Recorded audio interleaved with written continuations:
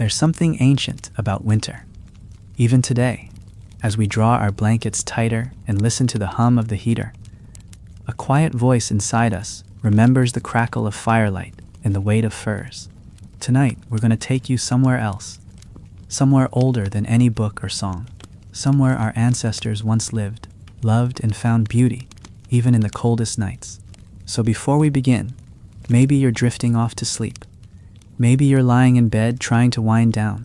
I'd love for you to tell me in the comments, where in the world are you listening from, and what time is it for you? It always amazes me that we can all be connected through stories, even if we're continents apart. If you enjoy these journeys into the ancient past, don't forget to subscribe. It really helps me bring more of these stories to you. Now, close your eyes if you like, and come with me, thousands of years into the past, to a time when nights were long, the stars were wild, and winter was not just a season, it was a force. But in the heart of that icy silence, the people we call cavemen, hunter-gatherers, Neanderthals, early Homo sapiens, they lived through the cold, not just with survival, but with astonishing grace. There's a beauty to those winters we don't often talk about. Tonight, we will. Imagine a night, perhaps 40,000 years ago. You are sitting inside a limestone cave, tucked into the foothills of what is now southern France. The snow outside has blanketed the forest in thick silence, muffling the footsteps of predators and prey alike. Inside the cave, the air is warm with the smell of wood smoke, moss, and animal fat. A low fire flickers at the center of the group, its flames dancing across the rough walls. Children are huddled in fur, leaning against their mothers. Elders murmur softly in a language we'll never know, but can almost hear if we close our eyes. Someone passes around roasted marrow bones, rich and hot, while another begins to hum, not a song with words, but a sound that fills the space like a lullaby. These were not dark, brutal lives. They were lives of intimacy, of rhythm, of survival made sacred through community and ritual. Modern science gives us more than bones and stones. It gives us a glimpse into the emotional texture of these lives. Paleoclimatology, the study of ancient climates, tells us that Ice Age winters could be brutal, especially during the Pleistocene period. But the archaeological record suggests something more profound. Even in the harshest winters, early humans were not merely surviving. They were thriving through adaptation and culture. We find evidence of carefully constructed hearths, woven grass mats layered with fur bedding, and even decorative carvings etched into bone. These weren't mere tools of survival, they were expressions of something deeper. The human capacity to make meaning out of the cold. You might be wondering what they saw when they looked up at the night sky. Remember, these people lived without light pollution. The winter sky above them would have been staggering, clearer and more detailed than anything we can see today. The stars would glitter like frozen sparks above the snow-covered trees. Many researchers believe our ancestors watched the stars closely. Some cave paintings, like those in Lascaux and Chauvet, may even encode celestial knowledge, maps of constellations passed on not through words, but through paint and memory. Imagine tracing the outline of a bison on stone, knowing it lined up with the Pleiades above. Stars that were only visible on clear, frigid nights. Their winters were cosmic, their nights filled with the stories of the heavens. But it wasn't all stargazing and warmth. These nights held tension too. Outside the cave, predators hunted in silence. The cave bear was still alive in those times, massive, territorial, and not always absent. Packs of wolves, or even other humans, could threaten a group's safety. That's why the fire was not just for heat. It was a guardian. It was the heart of the group. And perhaps more than anything else, it was the center of the night. Around the fire, people shared not just warmth, but memory.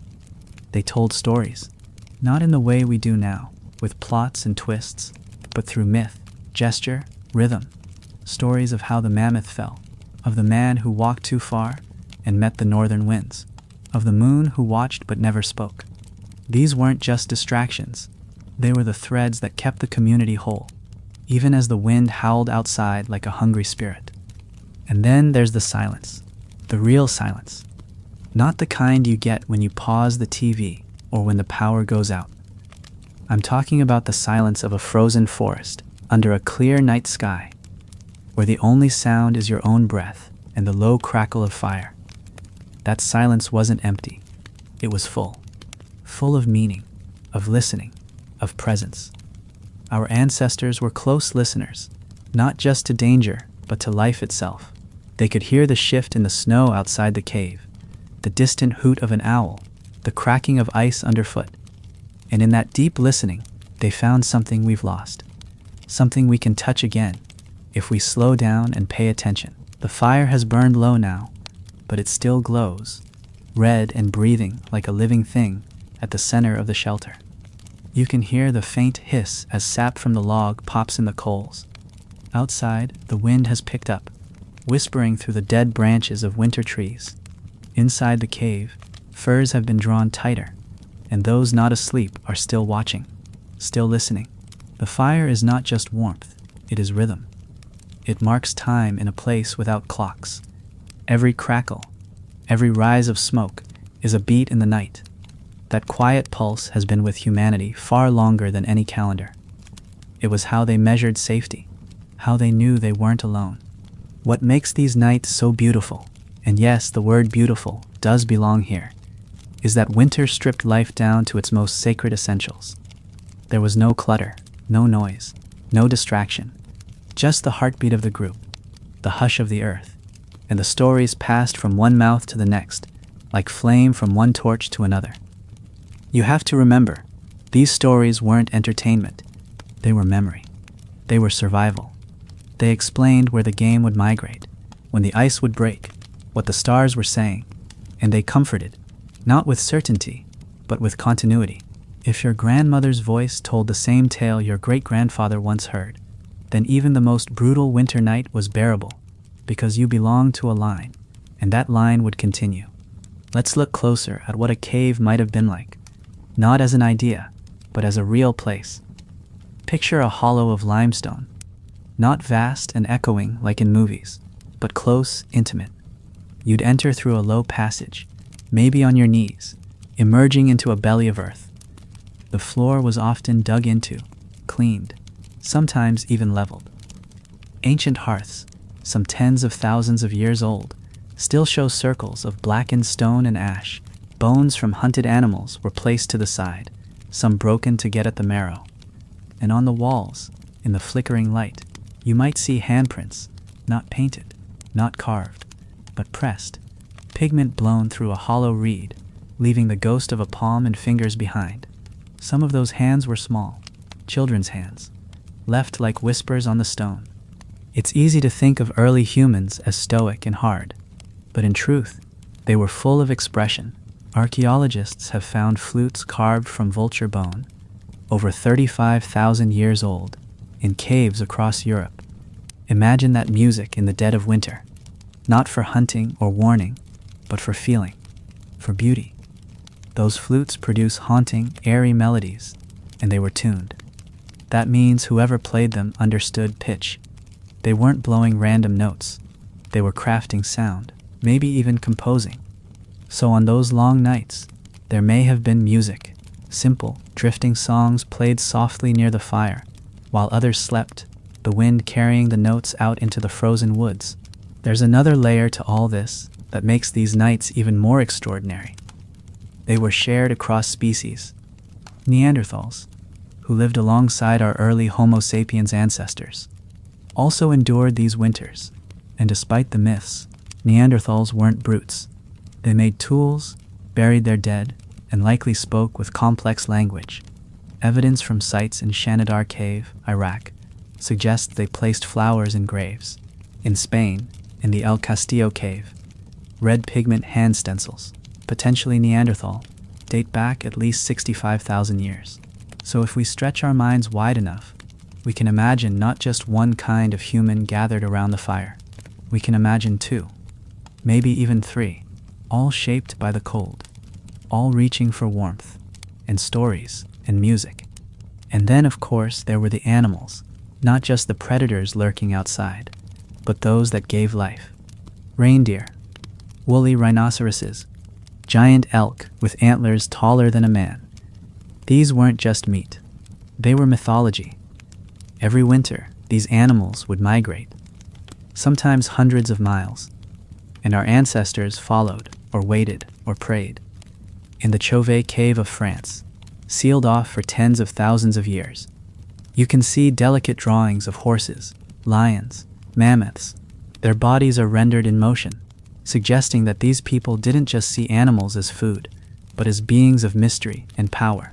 On winter nights, those drawings must have come alive in the firelight, flickering, moving, as if the spirits of the beasts were dancing on the stone. It's not hard to imagine that the people believed the cave itself was alive, a womb of the earth, a place where stories were born and held safe. And what of love? What of tenderness in the middle of such a fierce season? The archaeological record speaks gently here, but it does speak. Burials show signs of care. Bodies laid in fetal positions, cradled with tools, beads, ochre, teeth strung into necklaces. There was meaning in these objects. You don't place a fox tooth beside someone's heart unless it meant something to them or to you. These weren't acts of desperation. They were acts of devotion. So on those long winter nights, it's not a stretch to think of lovers lying close under firs, whispering in a language lost to us, or parents rocking infants, or friends falling asleep shoulder to shoulder, warm with meat and song and the comfort of presence. All of this, the fire, the stars, the music, the hands on the wall. This is why we can say they had the most beautiful winter nights in history. Not because they had more comfort, but because they had more presence. They had to be present. There was no other option. And that presence, that attention to every flicker of light and breath of air, is what we're trying to remember now, in the rush and glow of our modern world. That maybe, long ago, on a night much like this one, a child lay awake under fir, listening to the wind, and felt the same mixture of awe and safety that you feel right now. Hearing this, the warmth of the fire may have lulled some to sleep by now. The smallest children nestled close to their mothers, others curled together like wolves in a den, but a few still watched the embers, their eyes glowing in the half-light, reflecting the slow dance of flame. These are the quiet hours, not quite dream, not quite wakefulness, the hours when stories slip more easily into the soul, when the mind is soft, open, ready to receive what the daylight might reject. And this is when the oldest voices speak, not always aloud, sometimes just through gesture or a look, a shared memory, a sound half remembered from a time before words had shape. It's in this space that ritual was born. Not religion, in the formal sense, but something more raw, a reaching toward the unknown. In many Upper Paleolithic sites, archaeologists have found strange artifacts that don't serve any practical use. Carved figures, pierced bones, stones painted with red ochre. These objects appear too carefully made to be accidents, and too symbolic to be tools. Some were buried, others hidden deep within cave chambers where no natural light could ever reach. That tells us something profound. These people were thinking beyond the now. They were imagining, they were making symbols. And in the heart of winter, when the world was dark and the future uncertain, symbols had power. Red ochre is one of the most common pigments found in these places. Crushed hematite, ground into powder and mixed with animal fat or spit. It stains everything it touches, bodies, walls, tools, and it was everywhere. Scientists still debate its meaning, but one thing is clear. Ochre was sacred. Some burials used it to coat the dead, as if giving color back to skin that had gone pale. In other contexts, it was painted in dots, streaks, or circles. Maybe it represented blood, or fire, or the setting sun. We'll never know for sure, but imagine this: a small gloved hand dipping into a bowl of red, then pressing against a cold stone wall by firelight. That single act connects us across more time than we can truly grasp. It's not just art, it's continuity. In winter, with its stillness and severity, gave space for these things to matter. In warmer seasons, Life was movement, tracking, hunting, gathering, building. But in winter, there was pause. Time stretched out. The days were short, and the nights were endless. That created a kind of container, a space for the imagination to bloom. When we find small figurines, like the Venus of Hohlefels, carved over 35,000 years ago, we are not seeing toys or decorations. We're seeing belief, perhaps in fertility, in warmth, in the continuation of life. She's small enough to fit in the palm, but heavy with meaning. Just holding her, even now, feels ceremonial. Not everything, though, was sacred in the grand sense. Some things were just beautiful in their simplicity. Imagine a carved piece of antler, polished smooth by hand, passed from father to son. Or a child's first knife, small, carefully napped, carried like a treasure in a pouch. These weren't mass-made items. Every object had a maker, and every maker had intention. And that's something easy to forget. Nothing in these camps was disposable. Everything was touched, shaped, worn, repaired. That kind of living creates a deeper relationship with the world. You didn't just wear clothes. You remembered the reindeer they came from. You didn't just use a tool. You knew whose hands shaped it, and when and why. There's a tenderness in that way of life, a patience that modern life rarely allows. Consider this. To make a single needle from bone took hours, maybe days. It had to be carved, sanded, pierced, polished. And yet these needles were vital.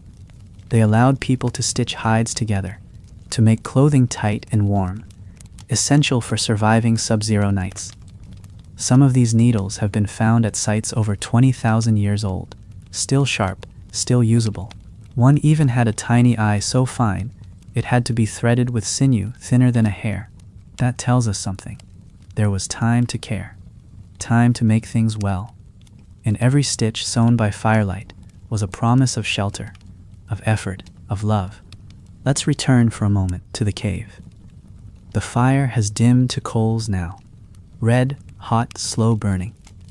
Most are asleep, but maybe there's one still awake, an elder, perhaps, watching the shadows shift across the ceiling.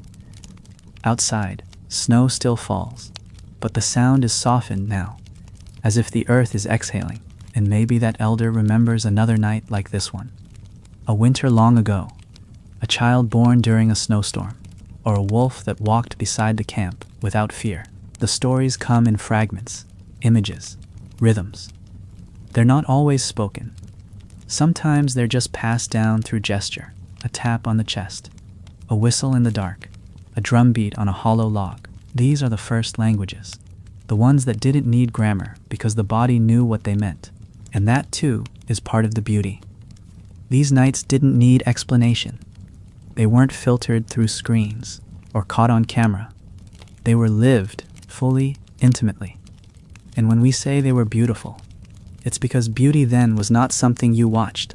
It was something you breathed. The smell of smoke in your hair, the warmth of someone's shoulder beside yours, the hush between snowflakes. These things may seem small now, but back then, they were everything. They were life. They were hope. They were home. In the world of long winters, time becomes different. Days don't race by. They stretch. They linger, like the smoke that curls up to the blackened ceiling of a shelter. And when you live without clocks, without appointments or alerts, you begin to feel time in your body, in the way your breath slows when the snow falls heavier, in how your muscles remember the rhythm of grinding grain or scraping a hide, in the deep stillness between one footstep and the next. This is how our ancestors lived, not disconnected, but in absolute sync with the pulse of the earth. That too is part of why their winter nights were so beautiful. They were fully in them. The dark wasn't a thing to be feared. It was a season to be listened to. There's an ancient site in Ukraine, the Mezrich settlement, where mammoth bones were used to build shelters. Imagine that. Massive curved tusks, arched like ribs over a circle of earth, packed with clay, layered with hides. These structures weren't temporary camps. They were homes. And they show a level of engineering and care we often underestimate in Ice Age peoples. Inside, they would have been insulated and dry, able to hold in heat for hours. Families likely slept in close groups, rotating through night watch shifts, tending small fires, sharing meat dried and stored from the autumn hunt. A winter night in such a home wouldn't have been silent. It would have hummed with breath, murmurs, crackles, the occasional cough or laugh. It would have felt full. There's also something incredibly intimate in how these early humans prepared for winter. In places like Dolní Věstonice, in the Czech Republic, researchers have found tiny clay figurines, animals, abstract shapes, and even what might be the earliest known representations of human faces. These weren't utilitarian. They were symbolic. Some were baked, some not. Some were buried together in what could have been offerings. When you imagine those being made, not in springtime or summer, but in the thick of winter, hands stained with clay, shaping life from the earth while wind howled outside, it gives a sense of how deeply they felt the seasons. Winter wasn't a gap between activity. It was a season of its own creativity, a time to think, to remember, to make. The relationship with animals during this time can't be overstated either. In many ways, animals were the winter. Their migrations shaped the rhythm of food and survival. But more than that, they occupied space in the human imagination. Reindeer, for instance, were not only hunted, they were known. Their paths, behaviors, calls, the way their breath steamed in cold air, the way they dug for moss beneath snow. Some tribes may have even believed in spiritual connections to these animals, seeing them as guides, protectors, or ancestors. The fact that so many ancient drawings feature animals in motion, leaping, charging, running, tells us that humans didn't see themselves apart from these creatures. They saw themselves with them, moving through the same frozen world, under the same cold stars. And those stars, we always return to them. Because for our ancestors, the night sky was not just scenery, it was a living map. Before compasses or calendars, they had constellations, patterns remembered by shape, passed down by gesture and sound. In winter, when the skies were clearest, this knowledge became sacred. Stories were born from starlight. You can imagine a child pointing to the glittering arc of Orion's belt, while an elder tells of a great hunter chasing an elk across the heavens. These tales weren't told once. They were told every year, every winter, anchoring each generation in a world bigger than their own cave or forest. They were taught to look up and remember. Even their sleep was different. Modern researchers studying sleep in pre-industrial societies found that in the absence of artificial light, people tend to fall into segmented sleep patterns. 2 main blocks of rest, with a waking period in between. This first sleep and second sleep model may very well have applied to our Ice Age ancestors. During that quiet hour or two between deep sleeps, people didn't toss and turn in frustration. They tended fires, they whispered, they made love, they stared at the ceiling and thought, maybe even prayed. That midnight space became a time for dreaming while awake, a time for reflection. And if that sounds familiar, maybe it's because part of you still remembers it, deep in the old parts of your brain. And all of this, the cold, the silence, the flicker of flame and glint of stars, wasn't happening in isolation. These people weren't just scattered wanderers. Evidence shows that communities visited the same caves and shelters over generations. They left behind layers of ash, tool fragments, traces of pigments. In some cases, the same wall was painted over again and again, as if the meaning never left. That means there was memory. Not personal memory, but place memory, the kind that turns a cave into a storybook. Imagine growing up hearing your mother say, "This is the wall where your grandmother marked the bison trail," or "We don't sleep on that side. That's where the spirits walk." In that world, winter wasn't just a season. It was a story they were still writing, every night. There's a weight to winter that presses differently on the soul. Not heavy in the way we sometimes feel modern loneliness, but weighted like a thick pelt laid over your shoulders. Present, real, protective, for the people we call cavemen. That weight was not something to escape. It was something to listen to. You didn't fight the season. You folded into it. You learned to breathe with it, to walk softly over snow-packed ground, to wait patiently for the return of light. That kind of patience doesn't come from comfort. It comes from knowledge. And our Ice Age ancestors, despite how far back they lived, knew the land intimately, the way a child knows the sound of their mother's voice. Winter taught them what mattered, and in return, they learned to make beauty from what they had. When the rivers froze and the trees shed their leaves, they looked not at what was gone, but what remained. Flint, for instance, cracked differently in the cold, and they learned to knap tools with finer precision during those quieter months. The bone awls and spear points they carved then were some of the most beautifully shaped artifacts we've ever uncovered. But it wasn't just about function. Some had delicate engravings, tiny chevrons, spirals, notches. These weren't for utility. They were marks of meaning. Maybe even memory. Maybe someone spent their nights carving those into a weapon, not to kill better, but to carry a story. A mark that said, I was here. I made this. I saw the snow fall and the fire rise, and I lived. In caves across Europe and parts of Asia, we find repeated symbols, the same shapes, crosshatches, dots, lines, spirals, drawn in ochre, scratched into bone, pressed onto walls. Some researchers believe these were part of a proto-writing system, a way of marking time or ritual, and it's not impossible. Even without a formal alphabet, humans have always needed to leave traces. And what better time to sit and scratch your thoughts into stone than winter, when the world is hushed and every sound feels eternal. Imagine the feel of it, crouched near the wall, torch in hand, your fingers numb from the cold but still moving, still pressing into the world, a message that would outlast you. Food, too, took on a different meaning in winter. Hunting became riskier, the animals leaner, the weather more punishing. That's why so many winter nights were built on stored nourishment. Dried meat, fat preserved in skins, or hollow bones, berries tucked in woven baskets, and cached underground. The sharing of food wasn't just about hunger. It was a reaffirmation of the group.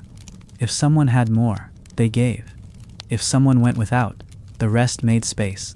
In the dead of winter, when every bite counted, generosity became survival. You didn't eat alone unless you were dying or already gone. Around the fire, the passing of food was a quiet ritual of connection, not unlike the breaking of bread centuries later. The idea of family looked different then, too.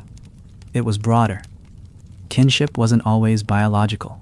It was practical, emotional, and symbolic. A group was bound not just by blood, but by experience, by shared hunts, shared births, shared burials. And in winter, that closeness tightened. You learned every face, every habit. You could tell who was walking across the shelter floor just by the rhythm of their steps. You knew who snored, who dreamt aloud, who hummed to themselves when they thought no one was listening. In that closeness, there was a kind of intimacy modern life often lacks, not just proximity, presence. The sense that everyone's life touched yours, every day, in small essential ways. There's something else, a quieter truth, that makes those nights so beautiful. They had time to sit and look, time to hum and shape and mend, time to let a story take its full shape instead of being rushed to an ending. A tale could stretch across 3 nights if needed. A memory could be told in pieces, a gesture here, a whisper there, a reminder when the stars aligned just right. This slowness wasn't laziness. It was reverence, a respect for the pace of life, and for the way a story could change with the telling. That's why some stories survived for generations, not because they were written, but because they were lived and repeated in the rhythm of winter breath. And finally, consider this: when the snow began to melt, when the ice cracked open and the first green shoots appeared, they must have felt joy so deep it echoed in their bones. But that joy only existed because of the winter that came before. Without the cold, the fire wouldn't matter. Without the dark, the return of light wouldn't feel miraculous. The beauty of those nights wasn't in spite of the cold, it was because of it. And that's something we can still learn from, even now. When you live so close to the land, you start to notice the subtle changes. The way a tree groans under fresh snow, or how the silence shifts before a storm. Our ancestors noticed everything. It wasn't just awareness, it was necessity. Their survival depended on reading the language of the earth. And in winter, that language became even more poetic. A crack in distant ice could mean a frozen river was about to give. The flicker of a raven's wing across the treetops might signal a carcass nearby. Even the smell of the air, sharper, cleaner, edged with frost, carried meaning. They didn't simply observe the world. They understood it, and that deep understanding made every winter night not just a stretch of time, but a rich, unfolding dialogue between themselves and the natural world.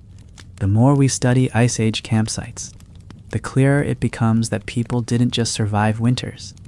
They organized their entire social lives around them. Hearths were often placed carefully in the most wind-sheltered corners of a cave, and the space around the fire was likely divided not randomly, but with deep cultural meaning. Who sat closest? The children, the elders, the storyteller. These arrangements weren't accidental. They were echoes of social order, of knowledge transmission, of care. You can almost imagine a child being welcomed to sit nearer the flames for the first time, no longer needing to curl up in a parent's lap, but old enough to listen, truly listen, to the stories being passed down. And the stories were layered. They weren't just about what happened yesterday. Some were ancient even then. They came from generations past, tales shaped over centuries of cold winters, star-filled skies, and shared danger. Some might have been origin stories, who they were, where the animals came from, how the stars were hung. Others could have been warnings. Don't cross the ice too soon in the thaw. Don't sleep with your back to the cave mouth when the bear spirits are restless. Still others, perhaps, were simply moments of beauty retold. The way the moon looked, the night the mammoth fell, the color of the sky before the blizzard, the sound a falling tree makes when it lands on frozen ground. These were not facts, they were truths. And in that world, those truths kept them human. Let's imagine a moment now. Quiet, ordinary, but unforgettable. A girl, maybe 8 or 9, wakes early before the fire's been fed. She slips out of the furs, careful not to wake her mother, and pads across the cold stone floor to the mouth of the cave. The air bites, but she's used to it. She steps out, barefoot in the snow, for just a breath of time, and looks up. The stars are still out. So many stars, it feels like the sky is alive. She doesn't have a name for Orion, or the Milky Way, or Sirius, but she knows them. She's seen them every winter since she was born. Her grandfather once pointed to a cluster and said it was the eye of a snow deer, a spirit that watches over children who get lost in blizzards. She doesn't know if it's true, but she believes it, because believing feels like a kind of warmth all its own. There is something deeply humbling about knowing that this same moment, this stargazing, breath-fogging, frost-kissed moment, happened again and again across continents for tens of thousands of years, on the Siberian steppes, in the forests of what is now Germany, on the wind-blown plains of Patagonia. Different people, different names, but the same experience, the same awe, the same cold, biting the same skin, warmed by the same kind of fire. This is what connects us to them, more than genetics or tools, this shared humanity. And in winter, that connection felt closer, like the veil between then and now was thin, like we could almost reach back through time and touch the soot-streaked fingers of a distant ancestor crouched beside their fire. Let's not forget that these were not people without emotion. In fact, there's strong evidence they experienced grief, joy, fear, wonder. Perhaps even more intensely, because nothing was abstract. A child's death wasn't a statistic. It was a wound carved deep into the soul of a small group that had only so many people to begin with. And so too, a child's birth was a miracle. A new breath in the cold. New hope wrapped in fur. Winter heightened these moments. Life and death came closer together, often in the same night. And somehow, they endured. Because they held each other. Because they shared what they had. Because they told stories in the dark until the sun came back. So when we talk about beauty in the context of caveman winter nights, we're not imagining something distant and foreign. We're remembering something deeply human. We're remembering how the fire feels when it's the only thing between you and the dark, how it smells, how it moves. We're remembering the sounds of sleep and song and snow, the shared laughter over a bone pulled from the coals, or the silence that follows the telling of a sacred story. These nights weren't just beautiful because of what they lacked, noise, stress, screens, but because of what they held: togetherness, meaning, and the soft resilience of the human spirit. The cold didn't isolate them, it bound them. Every winter, every long night under the breath of snow and ice, tied each person to the other in ways we can hardly fathom now. Warmth was shared. Resources were pooled. The success of the group rested on trust, on knowing that when food was scarce or the wind grew sharp enough to cut, someone would be there to keep watch. Someone would mend your clothes or stir the fire when your limbs couldn't. That kind of interdependence wasn't weakness. It was strength. It was culture. And on those nights when the world seemed endless in its silence, that strength wasn't shouted. It was whispered. It was felt in the closeness of bodies wrapped in fur, in the rhythm of breath beside you, in the soft murmur of someone remembering an old name. Those names mattered, even if they're lost to us now, spoken in vanished languages. They once carried weight. Maybe a name meant bringer of fire, or born in the frost, or sings to deer. Names weren't chosen lightly. They were echoes of dreams, of moments, of hopes. And in winter, names were passed on, sometimes to the newly born, sometimes to the dead. Imagine an elder wrapping a newborn in hide, whispering the name of someone who had died the year before, as if planting a seed that would grow into memory. That's how they stayed connected, not just in blood, but in identity. Each winter was a passage, a closing of one chapter, and the quiet opening of another. Burial sites tell us more than words ever could. Some are elaborate, layered with ochre and beads, others simple but intentional. A woman buried with fox teeth around her neck. A child placed beside a carved mammoth figurine. These are not accidents. These are signs of love, quiet, enduring love. And when these burials happened in the depth of winter, they must have felt especially sacred. Imagine digging into frozen ground by hand or stone tool, placing a body carefully beneath the earth, and building a cairn of bone or stone to mark the place. That act would not be rushed. It would be filled with silence, with breath that steamed in the cold, with the knowledge that the person being buried had shared fire, food, laughter, that they were now becoming part of the landscape forever. And in the silence that followed, when the fire returned to its usual place and the stories were once again spoken, that person might appear again in the tales. Not as a ghost, necessarily, but as a reminder. He always knew when the snow was coming. She made the best marrow soup. That was her song, remember? These memories were not held in photographs or ink. They were passed mouth to mouth, story to story. That's what made the winter nights so full, not despite death, but because of it. Winter taught them how fragile life was, but it also taught them how to honor it. We also find evidence of shared spaces, perhaps used by multiple groups or generations. Caves like Chauvet and Pechmerle weren't just shelters, they were sacred. People came there not to live permanently, but to gather, to create, to remember. These sites are often deep within the earth, well past where anyone would need to go for simple survival. That tells us something crucial.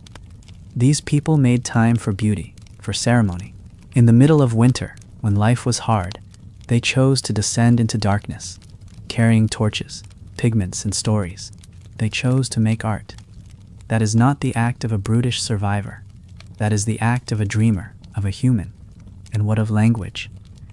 We may never know what words were spoken in those caves, but we know that language existed, not just gestures or grunts, but full systems of communication. You don't plan a coordinated hunt of woolly mammoth without structure. You don't carve flutes or bury the dead with care without words to hold ideas. Some scientists believe early Homo sapiens may have had a range of phonemes similar to ours today. That means their conversations could have carried tone, emotion, even poetry. Imagine the lullabies sung in the dark, songs to quiet a crying child, chants to bring strength to hunters, words whispered between lovers curled together against the wind. It wasn't silence that filled those nights. It was sound, soft and sacred. And that sound lingers, if you let yourself hear it, not in volume, but in feeling. In the way a fire pops in the hearth, in how snow muffles the world, in the hush between breaths. These winter nights weren't just survival stories, they were symphonies. Every step on frozen ground, every whisper, every heartbeat, it all meant something. It still does. There is something humbling about knowing the earth once sounded different. Before cars, before machines, before the buzz of electricity. The sounds of a winter night were raw and honest.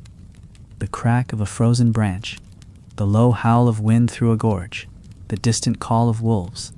And against that vast and often intimidating quiet, our ancestors responded not with noise, but with presence. They didn't fill the night. They joined it, sitting still near the fire, listening more than speaking, letting the land shape their silence. That silence wasn't empty. It was full of the sacred, full of awareness, full of the things we can't quite name but still feel when the world is very still. Let's picture one of those winter nights. Not a dramatic one, not a hunt or a death or a ceremony, but just an ordinary evening after a long day of winter life. Maybe the group had spent the daylight hours boiling snow for water, checking traps, repairing a leather tunic, or chipping away at frozen hides to salvage meat. As dusk fell, they would gather near the hearth. Children might lay down first. Adults would follow, slowly lowering their tired bodies, their voices soft. One person might start humming, not a melody for performance, but a private tune, half memory, half comfort. Another might answer, not in words, but in a low sound of agreement. And just like that, a lullaby is born. A song with no name, meant for no one and everyone at once. They understood, better than we do now, that not everything needs to be said to be shared. A hand placed gently on the shoulder of someone mourning, a glance exchanged between a hunter and the one preparing the meat, a pause before telling a story, to honor the ones who came before. These were their rituals, as real as any cathedral's incense or temple chant, except they were carved in breath and gesture, in the movement of daily life. And winter gave those gestures room to echo. There was space in the night to feel everything fully: hunger, love, loneliness, laughter, without needing to hide it behind the speed of light or distraction. And it's in these slow moments that we start to see something more profound. These people, often called primitive, lived with a kind of emotional complexity that we're only beginning to understand. The way they grieved, remembered, hoped.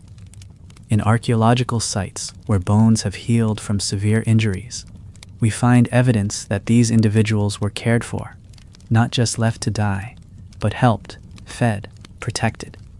That requires compassion. That requires planning. That requires love. Imagine someone with a broken leg, unable to walk through a snowy forest, being carried on a sled made from wood and hide. Imagine the group deciding, together, that one life mattered enough to slow everything down. And there was joy, too. Real joy. We see it in the art, in the deliberate curve of an animal's back, painted on cave stone, in the carefully etched beads made from snail shells or mammoth ivory.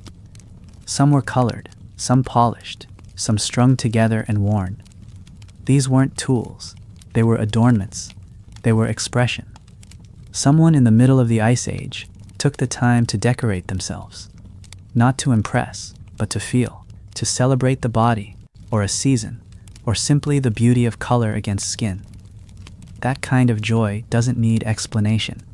It just is. It blooms in the chest the same way today's joy does. And in the heart of winter, it burned as bright as any fire. We often imagine the cold as an enemy, But for these ancient people, it was a sculptor.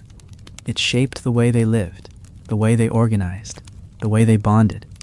It pushed them inward, toward each other, toward the warmth, toward meaning. And though it took lives, it also gave something in return: clarity. When the world is stripped bare, you see what matters.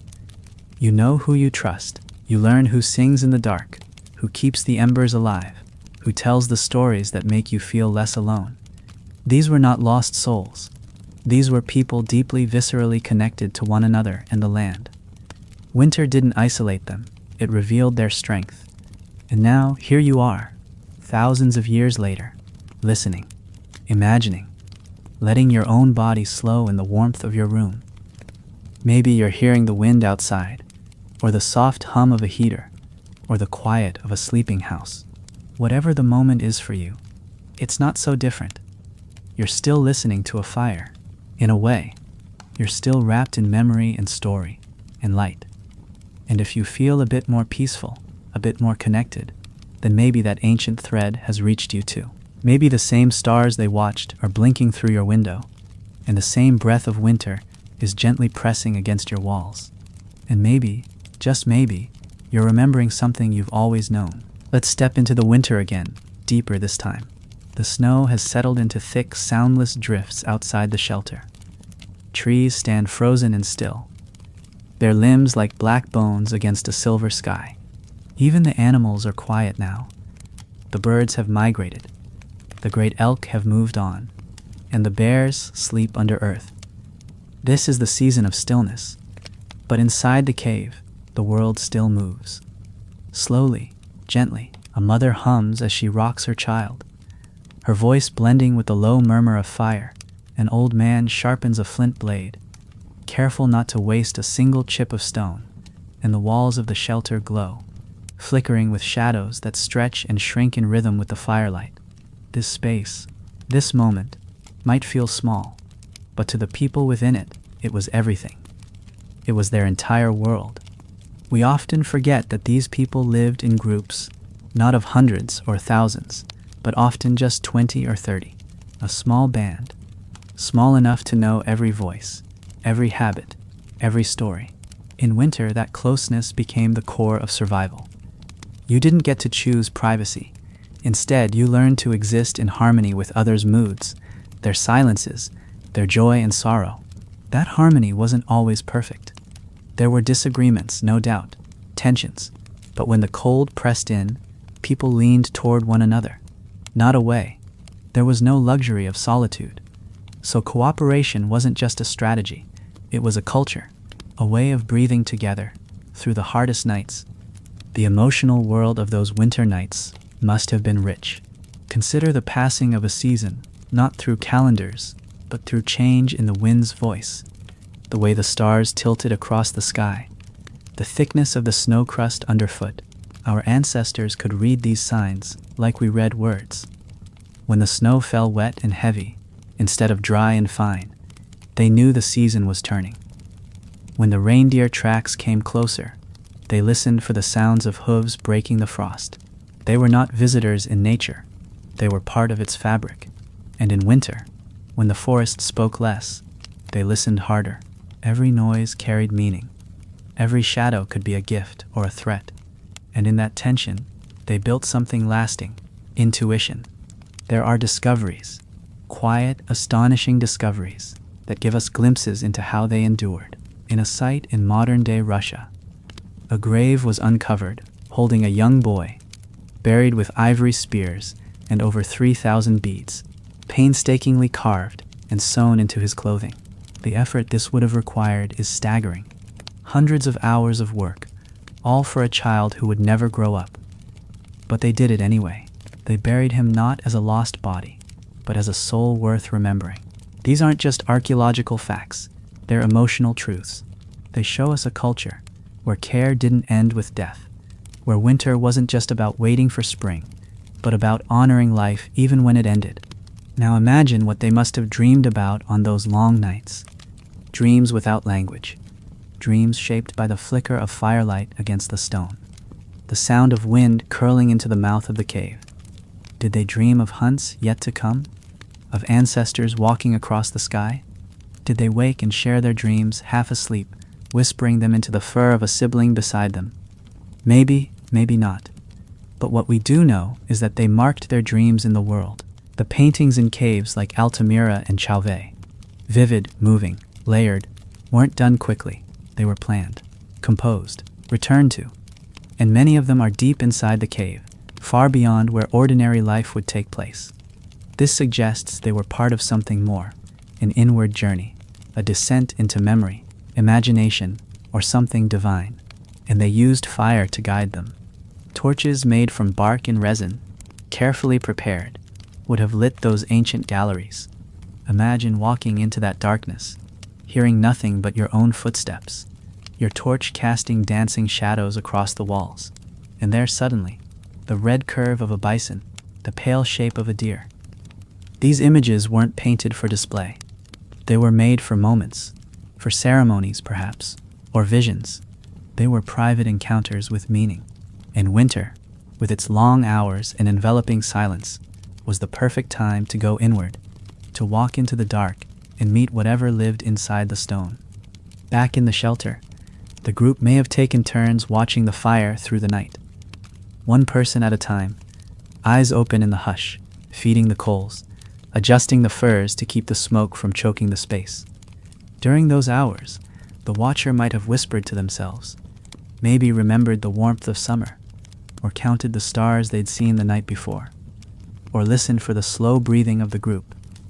These watches were acts of love, not shouted, not praised, just done every night without fail, because someone had to keep the fire alive, and in many ways, that was the heart of it all. That flame, small but eternal, pushing back the dark 1 hour at a time. The fire wasn't just heat, it was memory. The crackling of wood was a language, a soft, rhythmic code that carried 1,000 generations through the cold. Every person who ever tended a fire in the depth of winter was part of a chain, a lineage of hands and breath and care. And when one person grew tired, another stepped in. The responsibility wasn't written or spoken. It was understood. Firekeeping was a promise. You didn't let the flame go out, not just because of the cold, but because it meant something. It was life. It was history. It was hope wrapped in smoke. Think of how a child learned to tend it. Not all at once. Slowly by watching, a glance from a parent, a nod from an elder. And one day, they were handed the stick, not to play, but to push a log, adjust the coals, scatter ash. That was a rite of passage. It said, "We trust you. You belong here." And when the child stayed awake in the dark, watching the orange light flicker on the stone walls, they weren't just guarding against cold. They were learning what it meant to carry warmth for others, to be the bridge between night and dawn. Their tools reflected this same rhythm of patience and care. Take the scraper, a small curved piece of flint used to clean hides. Simple in appearance, but precise in its shape. It had to fit the hand, angle the edge just right. If made poorly, it would tire the wrist or damage the hide. But in skilled hands, it was nearly effortless. Archaeologists have found scrapers worn down over time, reshaped again and again, like an extension of the person who used it. This kind of intimacy with a tool only happens when time stretches wide, when there's room to master something quietly, deeply, over seasons. And winter made room. It slowed everything down. It gave humans the rarest resource, uninterrupted time. Not the frantic kind we fill with screens and scrolling, but the deep-rooted time where the mind can wander and return. That's where stories come from. Not the ones invented quickly, but the ones that reveal themselves over time. A scratch on a stone becomes a pattern becomes a symbol becomes a story. And once that story is told around the fire, it becomes part of the group. Passed down, added to, carried like an ember from one winter to the next. You can see the echoes of those stories in carvings found across Europe and Asia.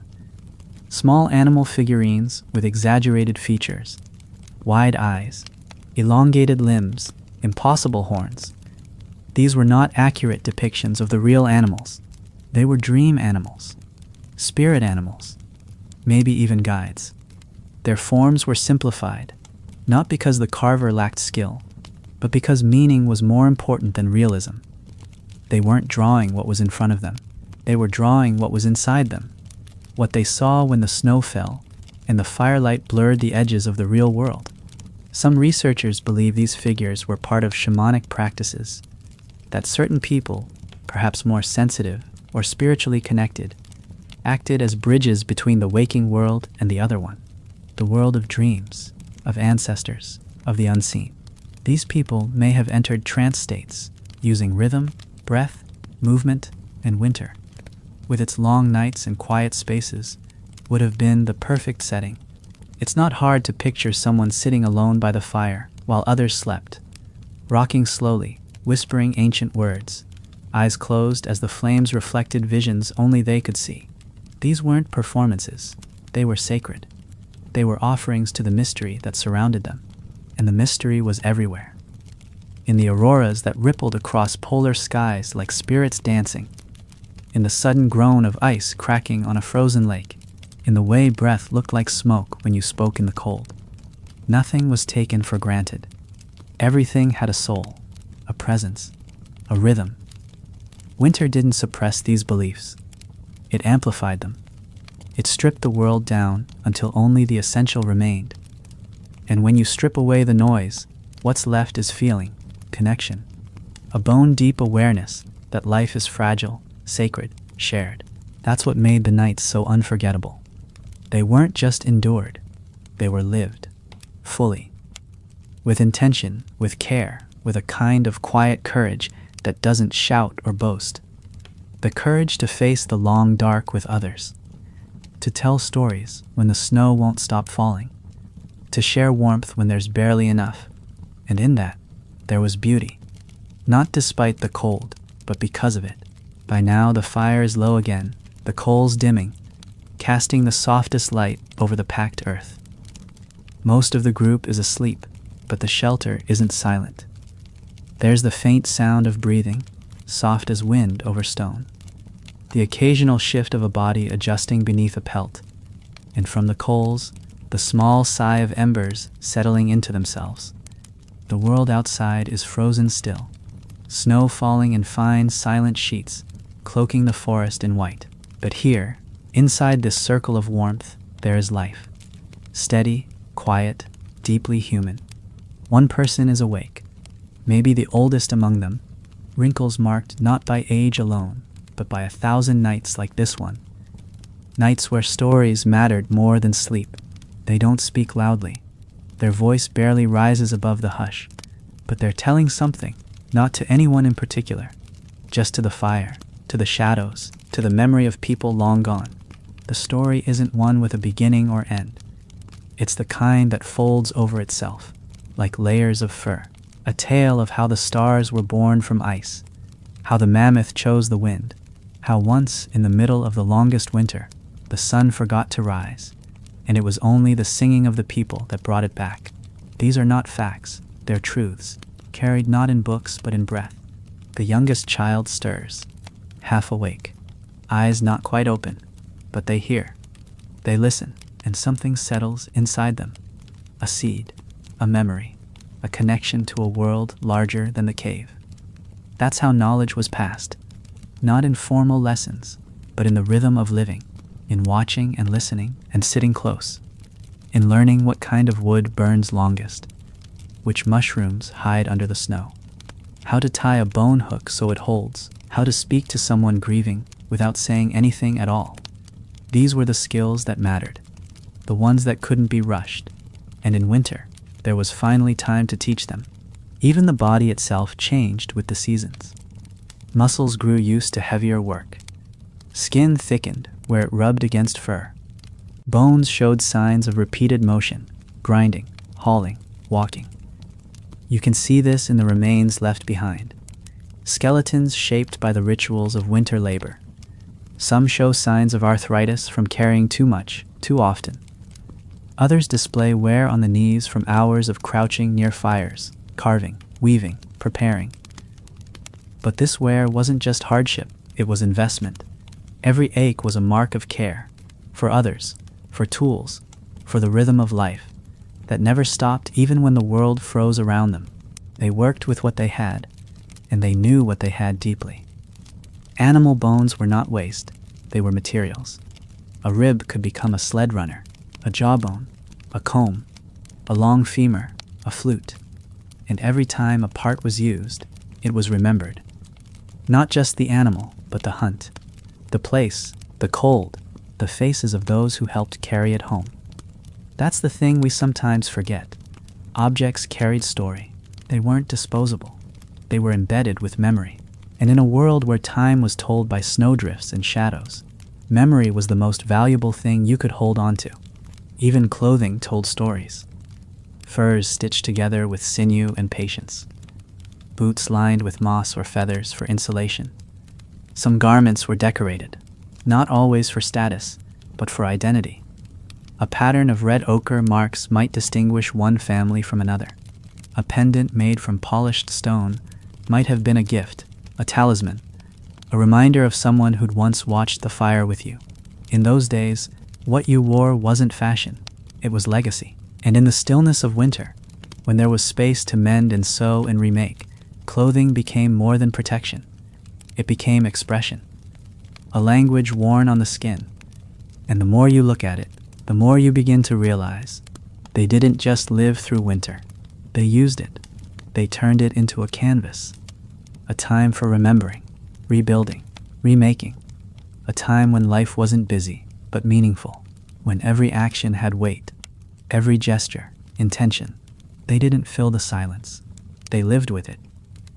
And because of that, their nights were deeper, fuller, more beautiful than almost any we've known since. The wind shifts again outside, and a light gust pushes fine snow across the cave's entrance, like a curtain of powdered moonlight. The flakes swirl and settle silently. There are no footprints there now. The day's tracks have been erased by the breathing of the forest. Inside, nothing stirs but the fire's soft glow, and the occasional dreamer turning in their sleep. But even in that stillness, the night holds weight. It's not empty. It's alive, with memory, with feeling, with the quiet pulse of a world that doesn't need noise to speak. Somewhere nearby, within the shelter, someone is weaving. Not loudly, not in a rush. Their fingers move slowly, rhythmically, pulling sinew through a net of twisted fibers. Maybe they're repairing a pouch, maybe making a net for small winter game, rabbits, ptarmigans. The task is small, the kind done by feel more than thought. But the act itself holds meaning. These moments, these soft, focused rituals, were the heartbeat of the long nights. They didn't just pass time, they shaped it, turned it into something useful, something lasting. When you work with your hands in the dark, you're not just preparing for tomorrow, you're anchoring yourself to the present. And while some worked, others dreamed. Dreams held power in those days, and not metaphorically. They were understood as messengers. The dreamer wasn't just imagining. They were visiting another realm, perhaps a land where the ancestors lived, or where the spirits of animals spoke. If someone woke and shared a dream about a hunt, or a storm, or a birth, the group listened.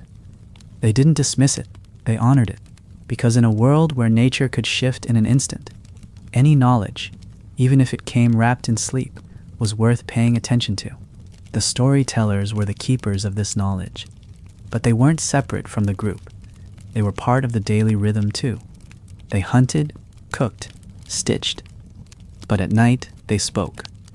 Not always in long performances, sometimes just a phrase, a question, a line passed like a spark across the circle. "Do you remember the black fox?" someone might ask. And that alone could begin a story, or a memory, or a quiet silence that said, "Yes, we remember." That kind of storytelling wasn't about performance. It was about connection, about weaving individual memories into a shared understanding of who they were and why they mattered. And in winter, that understanding grew deeper. In the stillness, you could reflect on the year that had passed, on the calf born in spring, the storm that broke the trees, the old woman who died when the first frost came.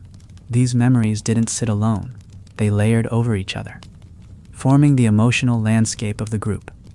The fire wasn't just warmth for the body, it was warmth for those stories. It lit the faces of the ones telling them, turned their words into something golden, something held, and in the flickering half-darkness, even the youngest listeners could feel the weight of those moments, not as history, but as presence.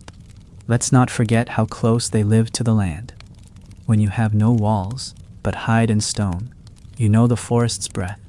You can feel the cold long before it arrives. You know the taste of the air before snow. And this knowing seeps into the body over time, not just as knowledge, but as identity. These people didn't live in nature. They were nature. They didn't conquer winter. They folded into it, made homes from it, shaped stories in its shadow, and somehow, in doing so, they found beauty most of us have forgotten. So here in this night, centuries gone, a child stirs again. They're too small to understand the stories, but they feel them in the hush, in the way their father's arm tightens around them, in the smell of smoke and fur, in the way everyone breathes in rhythm. That feeling will stay with them, and one day, when they're the one by the fire telling stories, maybe they'll remember this very moment, not in words but in warmth. Time moved differently then, not in minutes or hours, but in breath, in light, in the weight of snow on a branch. A whole day might be remembered just by how the sky looked at dusk, the blue just before night, the hush before the owls began to call. That kind of memory lives in the body, and in winter, when the world quieted, it rose to the surface. You could feel time stretch in every movement, in how slowly water warmed, in how long it took for the meat to cook, in the way stories unfolded, not all at once but in pieces, scattered across nights like embers across coals. One night's story might begin with a single word, bear, nothing more. And that was enough. The rest would come from memory, from shared knowledge, from the way people leaned forward just slightly to hear better. There were no dramatic voices, no special effects, just a voice. Maybe gravelly, maybe gentle, speaking in rhythm with the fire. The story might shift as it was told. A new detail added, another left out, but that didn't matter. Truth wasn't measured in precision, it was measured in feeling. If the story stirred something, fear, laughter, reverence, then it had done its job. Then it was alive. The role of fire in these stories can't be overstated. It wasn't just light, it was animation. Flames moved over the walls, bringing the rough carvings and ochre animals to life. You might have seen the painted reindeer's legs seem to twitch, or the long curve of a mammoth's tusk ripple with light. The fire was the first projector, casting moving shadows before cinema ever existed, and that made storytelling a full experience. Not just something you heard, but something you saw, something you felt against your skin in the heat, in the breath of smoke, in the nearness of others. And in those close quarters, there was no pretending. You knew everyone's laugh, everyone's sorrow. You'd watched them cry beside a burial mound. You'd seen them limp from a twisted ankle. You'd watched them share their last scrap of dried meat, even though they were hungry too. Winter didn't allow for masks. It brought people closer than choice, closer than comfort. And in that closeness, something beautiful happened. People learned how to carry each other, not always with words.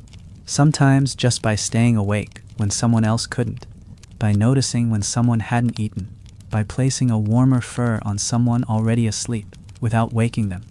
These acts were never written down, but they were the fabric of life. And long before we had poetry or philosophy, we had these things: care, silence, rhythm, the passing of heat from one hand to another. In this world, beauty wasn't something you chased, it was something you practiced. It lived in small gestures, in the quiet mending of a broken basket, in the slow sharpening of a knife passed down through 4 generations, in the warmth of laughter that spread not loudly but deeply, like the glow of embers spreading beneath ash. And sometimes, in the middle of the darkest months, people danced, yes, danced. Not in celebration, necessarily, but in ritual, in memory, in dream. The circle around the fire would widen, a rhythm would rise, from hands clapping, from sticks struck against stone, from humming voices, and someone would move first, not with flair, but with purpose, a reenactment of a hunt, perhaps, a mimicry of an animal, a story told not with words, but with body. These weren't performances to impress, they were offerings, a way to connect with forces older than language, the earth, the animals, the sky, the ones who had come before. In the warmth of that cave, with snow piled high against the outside world, those dances became memories. For the children watching, wide-eyed and silent, they were the first seeds of myth, the first spark of wonder. That night would live in them, just as it had lived in those before them. And long after they were gone, it would live again, in another winter, around another fire, in another dance that echoed back through time. Somewhere in that same flickering circle, a baby begins to cry, softly at first, then louder. A mother rises, cradles them close, gently rocking, whispering in the way all mothers do, across all time. Her words aren't just to soothe, they're to remind the baby that they are not alone, that the fire is warm, the people nearby are family, and the world, though dark outside, holds light in here. It's a moment that has happened a million times, in caves, in huts, in snow-laced shelters, in windswept valleys, and each time it is sacred. A child's first winter is not just a test of survival, it's a ritual of belonging. The others do not stir much. They are used to this. A baby crying is not an interruption. It's part of the song of the night. Somewhere someone else shifts to make room, pulling a pelt over another's feet. No one speaks, but the fire cracks again, and the mother's voice hums something older than language. It might be a melody passed to her by her mother, or one she's making up now. It doesn't matter. It works. The child quiets. The rhythm of breathing returns. And around them, winter listens. In the coldest times of the year, the body becomes more than flesh. It becomes memory. Every scar, every ache, every callus tells a story. The curve of a spine from years of bending over hides. The wear on a tooth from chewing sinew. These are not deformities. They're records. And the people around that fire know how to read them. They know whose shoulder carries the ache of throwing spears, who lost a toe to frostbite last winter, and they remember. Not with sadness always, but with recognition. You are marked by what you've lived through. And in winter, those marks glow like stories beneath the skin. That's why older members of the group held a kind of quiet power, not because they ruled or demanded, but because they remembered. They carried the knowledge of winters past, where the elk had passed when the snow was deepest, when the last great freeze came. What signs warned of thin ice or early thaw? They didn't give lectures. They told moments. It felt like this the last time the snow stayed into the fourth moon. We saw the owls come early that year too. These phrases weren't idle. They were guidance. And people listened. Because in the long dark, memory is map and compass both. And so the old ones were cared for. Not left behind, not forgotten, but kept close. Given warm spots by the fire. Soft foods. Tasks they could still do with dignity. Telling stories. Shaping bone. Teaching children to knot fibers. Or recognize tracks in snow. Their place was not diminished by age. It was deepened. And when they passed, their loss was not quiet. The fire would burn low. Voices would hush. The group might mark the cave wall, or bury a bone tool with them, wrapped in hide, soaked in ochre. A gesture not of ceremony for its own sake, but of connection, a final act of closeness before the snow covered the earth again. And what of love? Not romantic love in the modern sense, but the deep-lived love of those who have kept each other alive through cold nights and lean months. The love of siblings curled together under shared fur, of friends who passed the last piece of dried meat, of a group that moves slower to match the pace of someone injured, even when game runs ahead. This was not sentimental. It was necessary. And yet that necessity gave birth to something real. A kind of love that does not ask for reward. It just is. Quiet, practical, unwavering. And it glowed brightest in the coldest nights. So if we pause now and close our eyes, we can still feel it. That warmth, that presence, that steady rhythm of fire, breath, memory. We are not so different from them. We are just further away. But the thread remains, winding through time like smoke rising from a hearth. And as long as we tell their stories, as long as we remember that even in the hardest winters there was beauty, they are not gone. They are only sleeping, deep in the snow, waiting for us to listen. The wind has calmed now, and outside the cave, the night sits thick and quiet, like the breath between two heartbeats. The snow reflects the stars, with a soft bluish sheen, enough light to see the shapes of trees, the edge of a frozen stream, the slow movement of clouds. If you stepped outside the shelter now, the silence would feel immense. Not hollow, but vast. The kind of silence that humbles you, that makes you feel the size of your own body against the scale of the universe.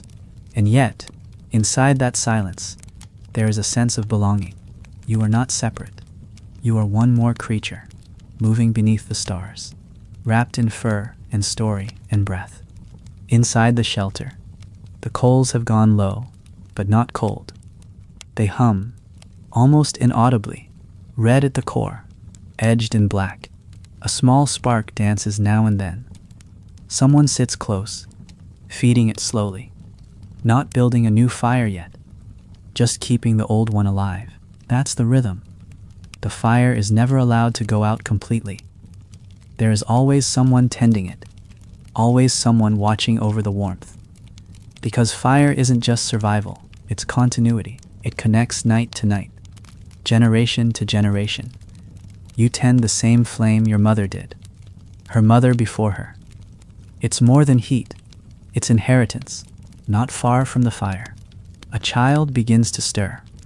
Maybe a nightmare, maybe a noise in their dream, maybe they're just cold, but a hand reaches out before they cry. A hand that knows this moment, that has soothed dozens of such wakings before. It's nothing dramatic, just a touch, a murmur, the gentle pull of a pelt higher over a shoulder. The child doesn't even open their eyes. They settle, sigh, sleep again, and the one watching lets their hand fall back onto their lap, listening to the breathing return to calm. In that single moment, everything about their world is made clear. They are together. They are cared for. They will wake to the same voices, the same smoke-stained roof, the same snow-covered trees, and that knowing, that constancy, is the most beautiful kind of safety. Elsewhere in the camp, another is still awake, not because they are afraid or because they must be, but because they choose to be. They're not watching the fire. They're looking at the walls, tracing in the half-light the faded lines of ochre where someone long ago, or just last season, painted the shape of a deer. The lines are imperfect, curved, organic, but they breathe. There is movement in them. Not frozen art, but living memory. The person looking knows who made them, or maybe they only know the story of who did. That was her mark, someone once said. She saw it in her dream and painted it before dawn. And now here it is, still here, still seen. The past held like a flicker in the stone. It's in these moments, quiet, unremarkable to the outside world, that the real beauty of their winter lives shows itself. Not in grand hunts or moments of danger, but in how they held space for each other, how they let silence be filled with presence, how they honored every little part of their day, not with drama, but with meaning. A hide scraped clean wasn't just a task, it was part of the great chain. One step toward clothing, shelter, survival. A story told around the fire wasn't just for amusement, it kept the past breathing. A song hummed at night was as sacred as a prayer, and every so often they would laugh, really laugh, loud and unashamed. their voices echoing against stone, their teeth flashing in firelight. It didn't happen often, not because they weren't joyful, but because they understood joy differently. They didn't seek it constantly. They let it rise when it wanted to, and when it came fully. You'd hear it ripple through the group, not always at once, but in waves, and when it passed, the silence that followed was even softer, like the cave itself had been warmed. These were the nights that carried them through, nights that weren't about waiting for spring, but living through winter. And they did live, deeply, fully, with a kind of quiet wisdom we are only just beginning to remember. Their stories haven't ended. They've just gone quiet for a while, and we, sitting in our own warm rooms, listening to their echoes, are the ones lucky enough to hear them return. By the time dawn begins to hint at the horizon, the cave is still, not in sleep, but in reverence. The pale light has not yet reached inside, but those closest to the entrance can sense it. A faint shift in the cold, a change in the shadows. Someone stirs and rises slowly. Their joints ache from the cold, from age, from a life lived on earth and stone. But there is no complaint. They move toward the mouth of the cave, not to leave, but to look, to greet the day, even if that day comes gray and wind-bitten. Stepping over sleeping bodies, careful not to disturb the peace, they reach the edge and crouch low, watching. The sky is soft and empty, not bright yet, just turned from black to blue, from night to the beginning of morning. There are no birds, no footsteps, no firelight from any other camp, just a world slowly reawakening. Behind them, the shelter still holds the warmth of night, of breath, of presence.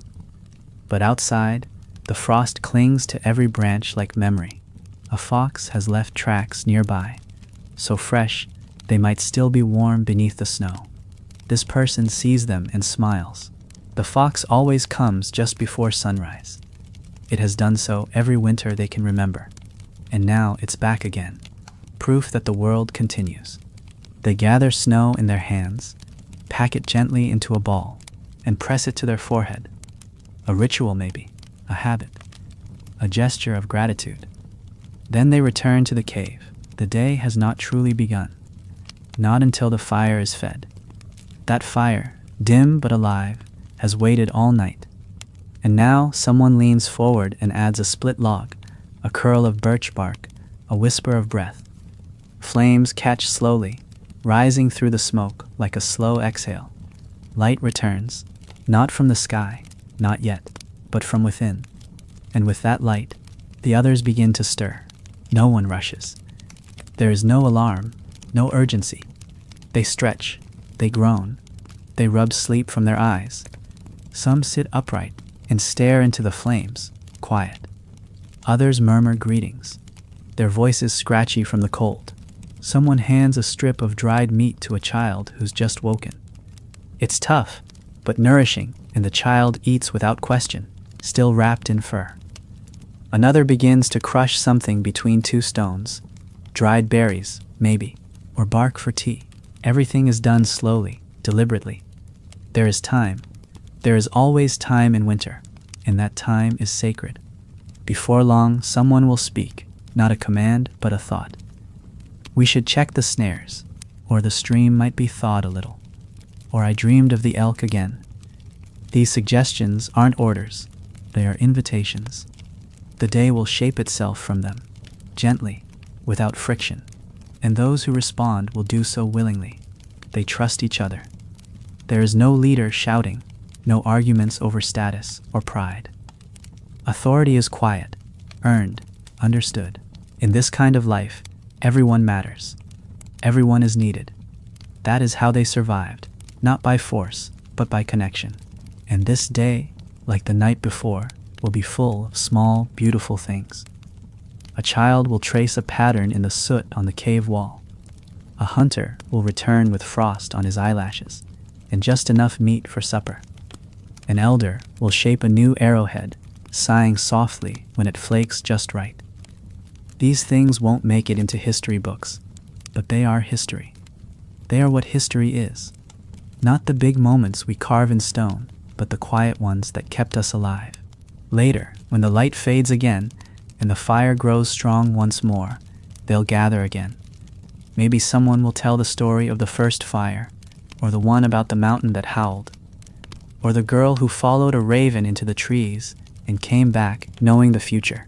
The child who drew in the soot this morning might fall asleep before the end. That's fine. The story isn't going anywhere. It'll be told again, and again, and again, until it belongs to everyone. That's the real beauty of those winter nights. Their ability to hold us, completely, softly, fiercely. They remind us that life, even in its hardest seasons, is still filled with meaning. That warmth doesn't always come from heat, and survival doesn't always mean struggle. Sometimes it means listening. Sometimes it means holding hands in the dark and remembering that we've always been together. By now the sun has risen, but it doesn't offer much warmth. In winter, the sun isn't a comfort, it's a signal, a gentle reminder that time moves forward. Even if the light barely touches the earth, its rays stretch across the snow like thin golden threads, catching in the branches, glinting on the rim of a frozen stream. Inside the cave, the day has begun quietly. There is no morning rush, no loud voices, just the slow, steady rhythm of a group moving through its rituals. The fire is strong now. The smell of smoke clings to everything, but it's not unpleasant. It smells like memory, like safety, like home. Someone is scraping a hide, pulling it taut across a stone, working the edge of a flint scraper over the surface with smooth, practiced strokes. It's rhythmic, meditative. Every scrape pulls away a little more of what's not needed, leaving behind something softer, something usable. This is not a chore, it's a craft. The hide might be made into boots or a cloak for the smallest child, and that child will remember the feeling of it for the rest of their life. The warmth, the smell, the way it creaked when the snow hardened against it. That hide will become part of their story. Not far away, two others are checking the snares. They move quietly through the snow, stepping carefully, not out of fear but respect. The forest, even in winter, is alive. A fox darted through here last night. Its prints cross over the old path, light and certain. And there, just ahead, a trap has been sprung. A hare, small, lean, but enough to feed three. One bends to lift it gently, murmuring something soft, maybe thanks, maybe a farewell. The other watches the trees. Their silence is complete. In this world, silence isn't awkward. It's awareness. It's presence. It's the unspoken understanding that you are part of the landscape, not separate from it. By the time they return, the cave smells like marrow and fat. Someone has cracked open old bones from the cache, roasted them in the coals, and now they're sharing the rich contents. It's a simple meal, but deeply nourishing, not just for the body, but for the spirit. Around the fire, people pass the bones carefully, making sure everyone gets a turn. Even the child too young to chew the meat gets a piece to hold, to suck on, to taste. This isn't just about hunger, it's about being included, being part of the circle. That sense of belonging is not a reward, it's a right, one earned by breathing the same cold air, sleeping under the same hides, dreaming under the same stars. And as they eat, someone speaks, not loudly, not with ceremony, just a phrase, almost absent-minded. It's like the year the wolves stayed late. That's enough. The story is invited. Others glance over, eyes bright, mouths still full. They know this one, or think they do. The teller continues. Slowly, the snow wouldn't melt. The river didn't move. The wolves came so close, we could see their breath on the trees. It's not a warning or a lesson. It's just shared history, a way to braid the past into the present. To remind everyone that cold like this isn't new, and neither is surviving it. Later, after the meal, the group will shift into work again. Someone will check the bone needles. Someone else will sort through firewood, separating what is still too wet to burn. A child might be sent to gather bits of bark or pine cones from the nearest trees. And through all of it, the day will unfold with the same slow beauty as the night before. Not rushed, not wasted. Time here is not spent, it's held. And in that holding, every action becomes a kind of prayer, a way to honor the season, not for what it takes away, but for what it leaves behind. Clarity, closeness, and the knowledge that you do not face the dark alone, because that, more than anything, is what winter taught them. That survival was not a solitary act, it was shared. And in that sharing of heat, of food, of memory, something transcendent was born. Something that still glows in the deep corners of our minds. When the world outside gets quiet, and the wind begins to whisper through the trees once again. When dusk comes again, it doesn't arrive with ceremony. It creeps. It slides in through the trees slowly, turning white snow blue, stretching shadows long across the forest floor. Inside the cave, the light changes too. That golden thread of sun that earlier lit the front wall is gone now, replaced by soft grays and the red-orange flicker of the fire growing stronger again. It's the second rhythm of the day. Morning is for survival. Evening is for remembering. As the world darkens, people begin to settle, not because they're tired, though some are, but because this is the hour where things matter more. Stories sound clearer. Flames look sharper.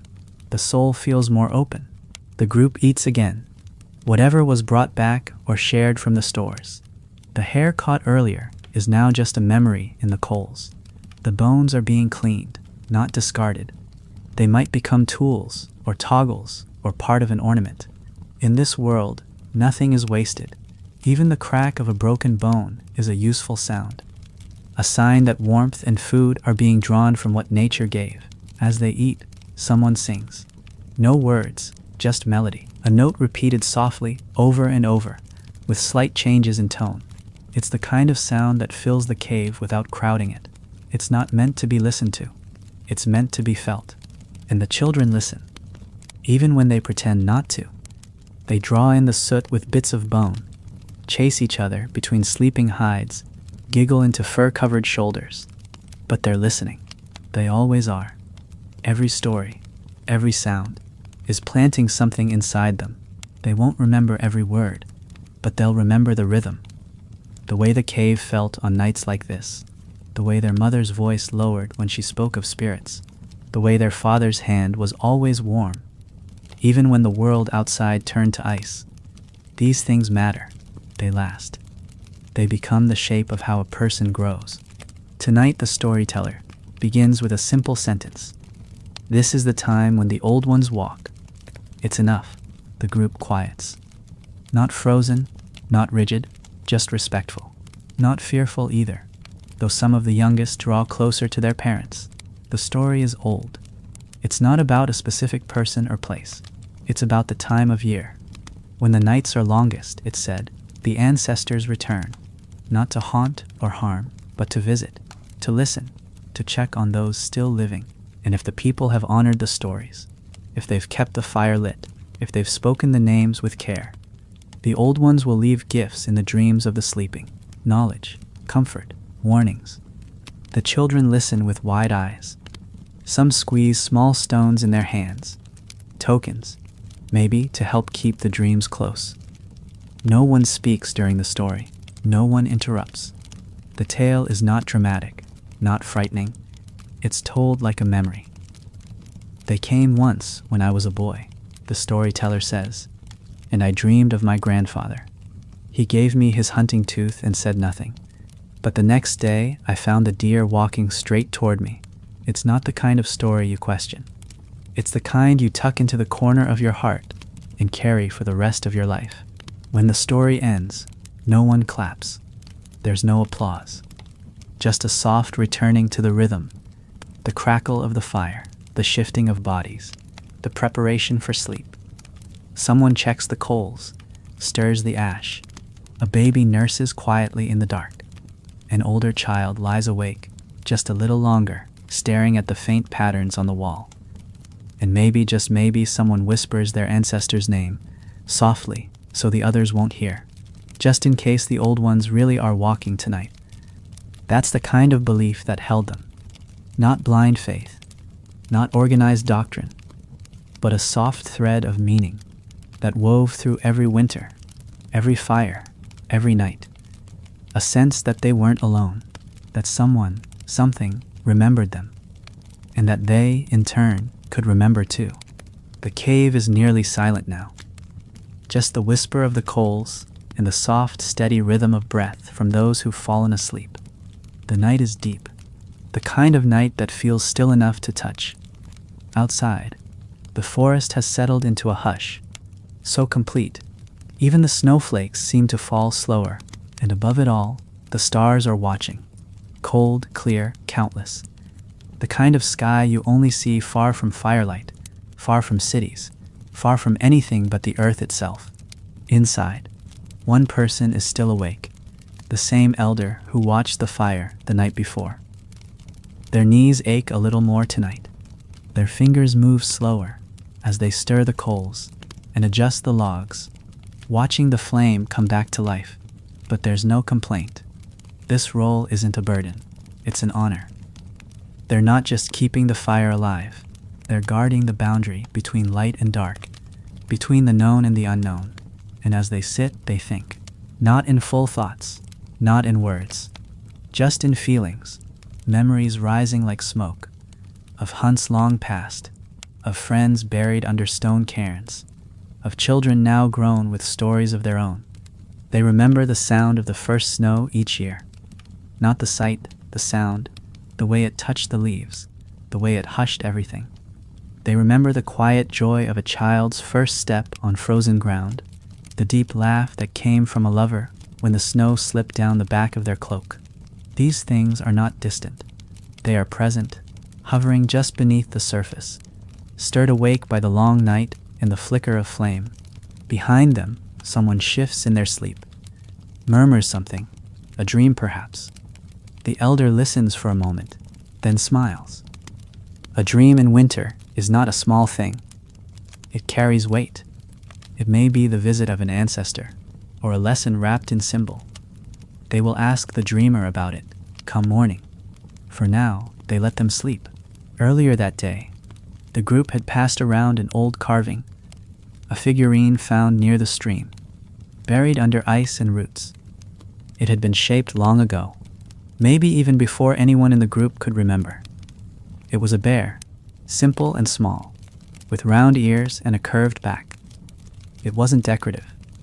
It had been handled too much, rubbed smooth by dozens of hands. Someone had tied a thin strip of sinew around its neck, like a necklace. A child had held it all afternoon, pressing it to their cheek as they listened to the wind through the trees. They didn't know who made it, but they knew it mattered. That's the kind of reverence winter taught them, not to worship objects, but to feel their history. And those feelings were not rare. They came easily when you lived with your senses wide open. The smell of pine sap and firewood, the creak of the snow under the weight of your step, the way frost gathered in your eyelashes if you stayed out too long. These were not discomforts. They were the texture of life. To live in winter was to live aware, fully present in each motion. And when you paid attention like that, the world responded. It gave back in sightings, in signs, in moments that felt like magic, not because they defied nature, but because they revealed it. The elder stirs again. The flame catches now. The shadows rise up along the cave wall like dancers. The lines of old handprints glow red in the firelight. Dozens of them, overlapping, layers of lives pressed into stone. Some small, some large, some missing fingers, all of them silent, but none of them quiet. They speak through their presence, and the elder speaks back, without words, just a look, a pause, a memory held. There's something comforting about those prints, as if every winter, every struggle, every night like this had been survived before. That's what winter gave them. Not ease, not comfort, but meaning. And in a world like this, meaning was the most precious warmth of all.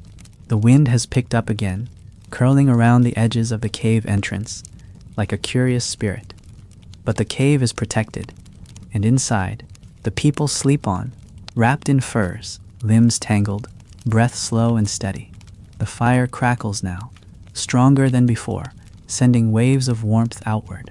Shadows flicker gently across the stone walls, dancing over painted shapes and pressed handprints, those timeless symbols of presence. No one speaks, but the fire is talking, in its own language, of pops and sighs and soft hissing wood. It holds the night like a song. A few embers drift upward, carried by the draft. One lands near a flat piece of rock, a sort of low table, worn smooth by decades of use. There, laid with care, is a collection of objects: a bone pin, a carved piece of antler, a small round stone wrapped in sinew. These aren't tools being used right now. They're being remembered. Maybe they belong to someone no longer here. Maybe they're gifts, or talismans, or fragments of older lives that still matter. Each item is heavy with something unspoken. These people didn't just carry what was useful, they carried what was felt. And winter, with its long stretches of stillness, gave space for those feelings to rise. At the edge of the firelight, two children have woken early. One rolls over with a grunt and pulls a pelt over their head. The other stares at the ceiling, tracing the curve of soot where smoke has kissed the stone. They're not ready to rise yet, but they're thinking or dreaming. It's hard to tell the difference in winter, when thought and dream blur into each other. That's one of the quiet powers of the season. It slows time down so much. The space between imagination and memory becomes thin. A child can lie in the dark and see a mammoth walking. Hear its low trumpet. Feel the rumble through frozen ground. Even if it's only ever lived in stories. And those stories are everywhere. Not just spoken, but woven. Into gestures. Into the shape of a tool. Into a walk through the woods. An elder might pass a stick to a child and say nothing. But the weight of that stick, where it came from, who used it before, what it's meant to be shaped into, that's a story in itself. The transmission of knowledge didn't need words. It needed time. It needed repetition. It needed silence that could stretch long enough for learning to happen naturally. Later in the morning, when the group begins to rise, the cave will fill with that beautiful kind of quiet noise. Soft voices, stretching limbs, the shuffle of fur. No one speaks loudly. No one barks commands.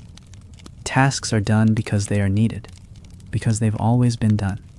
Someone will prepare tea from dried leaves and pine needles. Someone else will blow gently on the coals to get them hot enough for cooking. And the younger ones will go to collect more firewood, learning through doing, through watching, through walking, the same path their parents and grandparents did before them.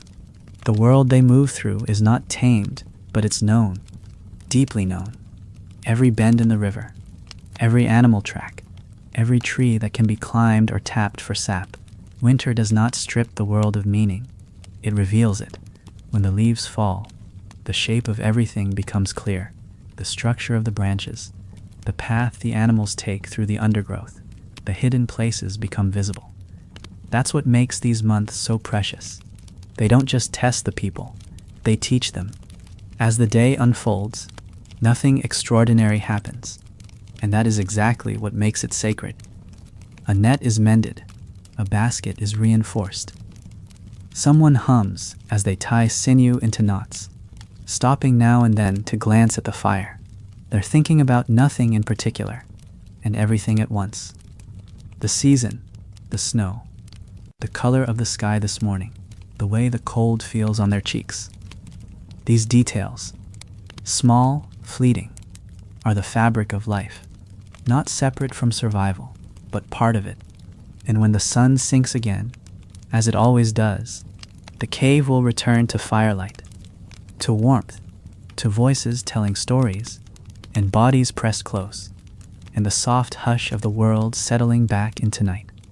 There will be no announcement, no end to the day, only the slow return to stillness. And through it all, the flame will keep burning, low, steady.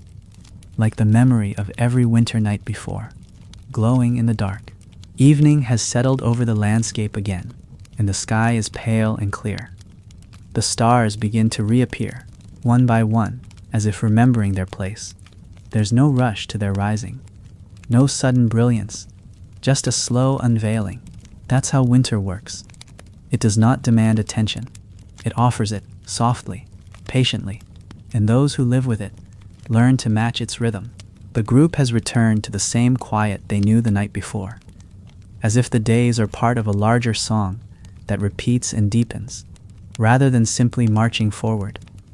No two nights are ever the same, but they rhyme, they echo, they remember each other.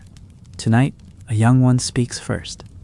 It's not a full story, just a question. Do you remember when the river froze all the way to the sea? The question hangs for a moment, weightless but full. A few people glance at each other. One smiles. Another nods. Yes, they remember. And so the story begins. Not because someone chose to tell it, but because it was already waiting to be heard. It rolls out slowly, built from shared memory. That was the year the fish vanished, someone adds. We walked 3 days before we saw a single track, and the wolves followed us, says another. Watched us for miles. Not hunting, just watching. The story is part memory, part myth now. Over the years, it has gathered new details, new turns. A boy who heard singing in the ice, a tree that burned blue in the frost. Were these things real? It doesn't matter. What matters is the feeling they stir, the sense that the world is vast, mysterious, and still somehow familiar. That even in the deepest cold there were wonders, and that those wonders made the struggle meaningful. When the story ends, no one says much, just soft laughter. A hand resting on a shoulder. A few nods. The fire speaks next, crackling a little louder as another log is added. Sparks rise, then fall, and just beyond the mouth of the cave, the stars begin to shimmer more clearly. They are not decorations in the sky. They are landmarks, signals. Some believe they are the eyes of those who came before. Others say they are fires, far away, lit by those on the other side of the world. Either way, they are watched, and they are watching. The night grows colder. You can feel it in the way people shift closer together, in how their breath rises thicker in the firelight, but no one complains. The cold is not unexpected. It is not the enemy. It is part of the season, as natural as the darkness or the snow.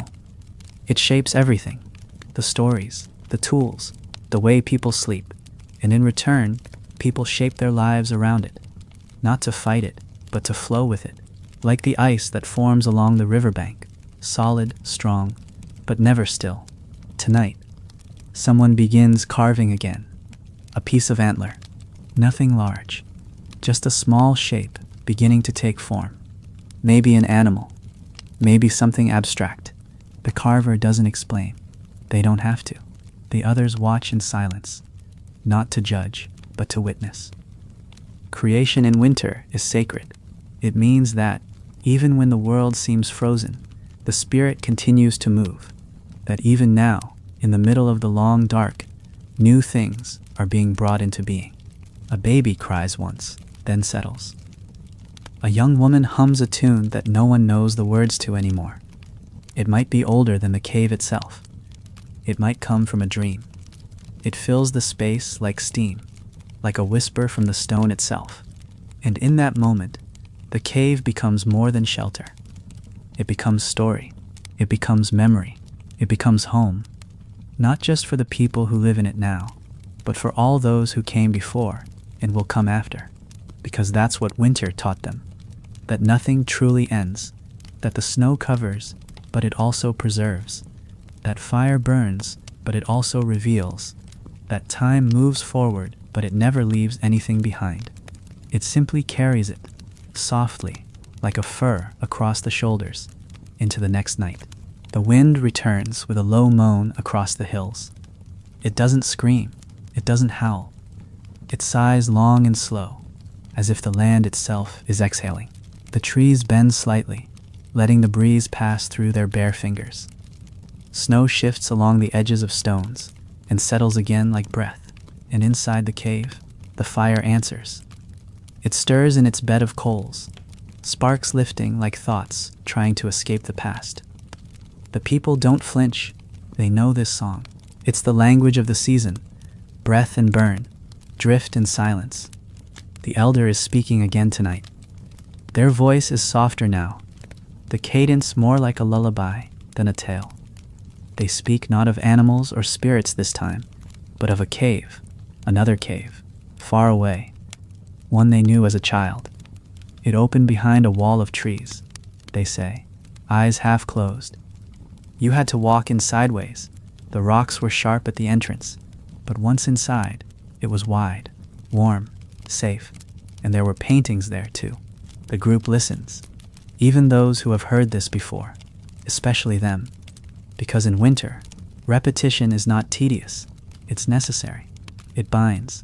It confirms that the things you love have not vanished, that they live on in voices, in detail, in warmth. The elder pauses, staring into the fire, then speaks again. There was a mark on the ceiling. High up, a hand, black against the stone. I never knew whose it was, but every time I saw it, I felt watched, not in fear, in belonging, like they'd left it there for me, or maybe for you. They glanced toward the children listening, who now sit perfectly still. That image, a hand high above, untouched for generations, lands in their minds like a seed in fertile soil. That's how memory grows, quietly, through story, through firelight. The night deepens, and so does the silence. People settle into rest, but sleep does not come all at once. A few still shift under furs. One stares into the flame, eyes flickering like the embers. Another traces a line in the dust, slowly, carefully, as if drawing a trail they'll follow in their dreams. In this space, words are no longer needed. The cave is full of a kind of language older than sound, the language of presence. Every movement speaks, every breath responds. Beyond the walls, snow begins to fall again. Thicker this time, in heavy, slow flakes that drift downward like ash from a quiet sky. The forest takes it gently, accepting the weight. Branches grow white. Animal tracks vanish. Even the sound of the wind fades as the snow builds. The world is not asleep, it's listening. Listening to the breath of fire, to the songs of memory, to the warmth pulsing inside a cave, lit by flame and story. Inside, someone dreams, maybe of a hunt, or a star, or a voice calling from the trees. Maybe something they don't understand. That's how dreams work in winter. They bring messages wrapped in mystery. And when morning comes, they might share it, or they might carry it quietly, letting it settle inside them, shaping the way they move, the way they listen. Not all stories are told. Some are worn, lived, remembered in the curve of a walk or the stillness before a word is spoken. The fire sinks again, coals deep, heat steady. No one watches it now. It watches over them. And somewhere, deep beneath the snow, the earth breathes.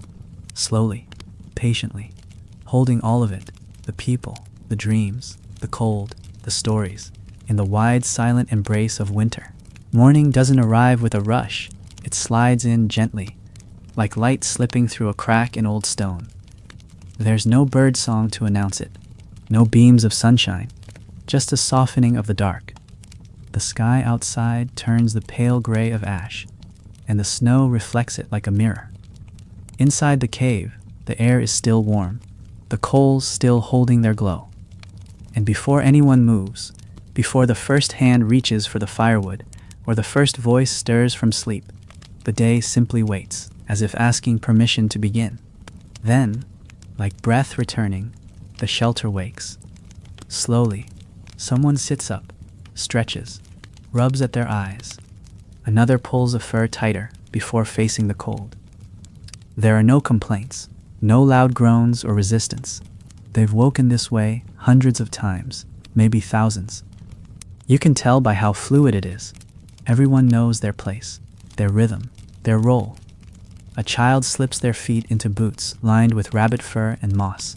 Yawning, they walk carefully around others, still curled on the ground, stepping over sleeping legs in half-formed dreams. Outside, the world is wrapped in snow. Thick, fresh, clean.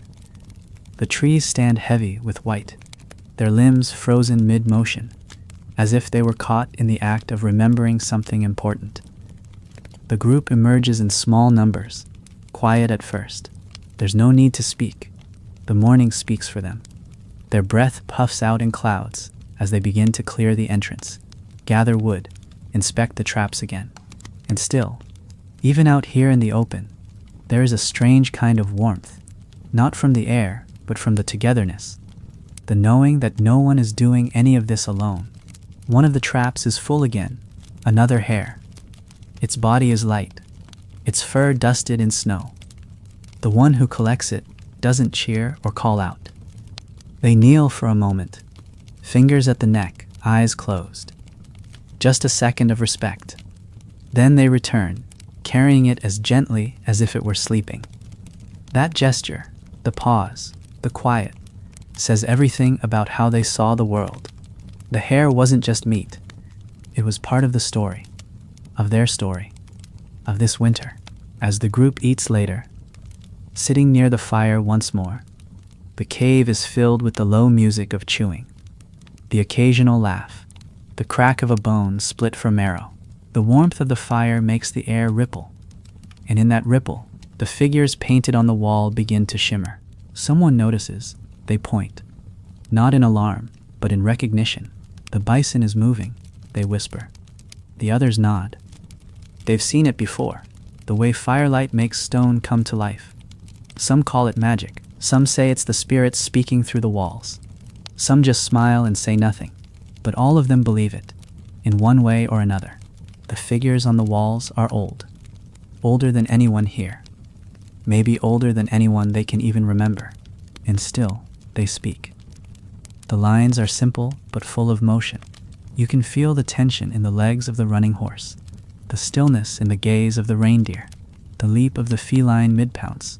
Whoever painted them didn't just see animals, they felt them. They carried them in their dreams, their hunts, their fears, and they pressed those feelings into stone so the fire could carry them forward. Later that day, when the sun is high but hidden, the group will go quiet again. Not from sadness, but from reverence. They'll sit close, eat slowly, speak softly. Someone may begin to hum, someone else might carve. But it's the silence that holds them all. That deep winter silence, layered with memory. The kind that doesn't ask to be broken. The kind that gives space for everything else to rise. The shape of grief, the memory of laughter, the feel of a hand that's no longer there. That's the strange thing about these long winters. They're full of ghosts, but the ghosts are gentle. They walk in dreams, they sit beside the fire, they linger in the cave walls and the stories. And no one is afraid, because here, remembrance isn't painful. It's part of the rhythm. It's what keeps the nights warm, long after the fire fades. And as night comes again, as it always does, the group draws close once more. One child leans their head on a shoulder. Someone plucks a bone flute and plays 3 low notes. That's enough. No song needed. Just the sound, like a memory made from breath. And the stars begin to rise again, watching from above. It's the kind of night where time feels endless. The kind where you lose track of how long you've been awake, or asleep, or somewhere in between. The fire glows like a heart now. Steady, deep. Not in flames, but in breath. Its light stretches just far enough to catch the edge of the cave's interior, illuminating the soft curve of the wall, where fingers once painted stories, where hands once marked presence. The people are quiet again, not out of fatigue, but out of respect, the kind of stillness that only winter invites. The youngest child is still awake, eyes wide, tucked under furs, staring at the ceiling. Their small hands clutch something, a piece of carved antler maybe, or a polished stone given to them by an elder. It's not a toy, it's an anchor. A reminder that even when everything outside is frozen and dark, something solid is still close. That's how they were taught. That objects carry memory, that they hold the weight of those who passed them down. To touch a smooth bead worn by a grandparent is to remember them without needing words. Nearby, two older children are whispering. They aren't scolded. Whispering is part of the night too. They're likely retelling a story, a tale they've heard many times before, but tonight it's theirs to carry. One repeats the line about the elk that outran the storm. The other laughs softly, correcting the detail. It wasn't an elk, it was a woman in an elk's skin. They argue quietly, lovingly, turning the story over in their hands like a stone, polishing it with breath and memory. This is how stories live, not as facts, but as living, breathing things passed through time.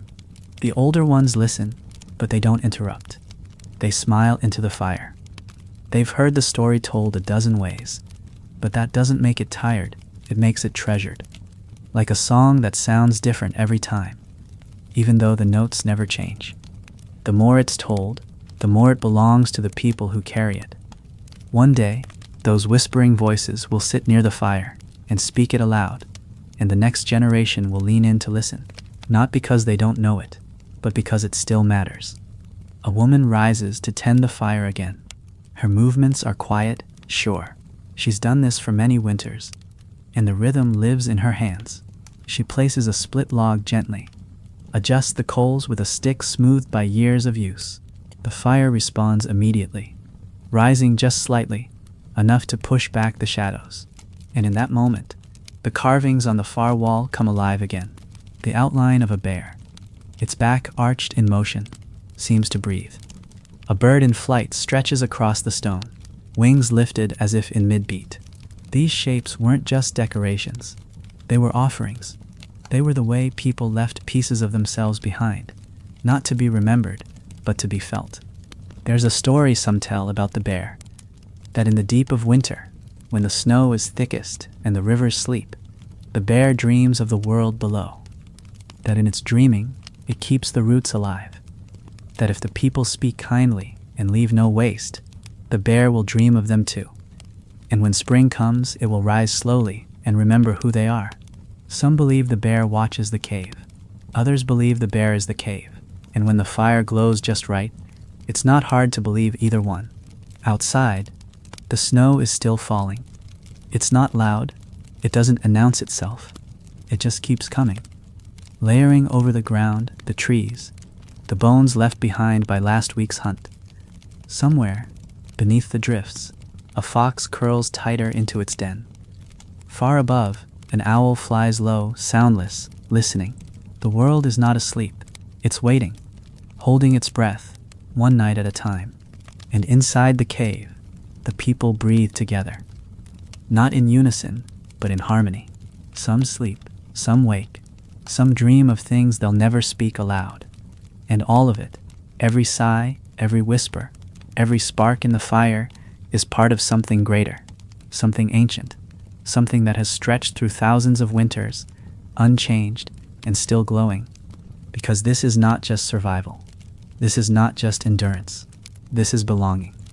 Belonging to the land, to each other, to the rhythm of life that pulses even in the coldest night.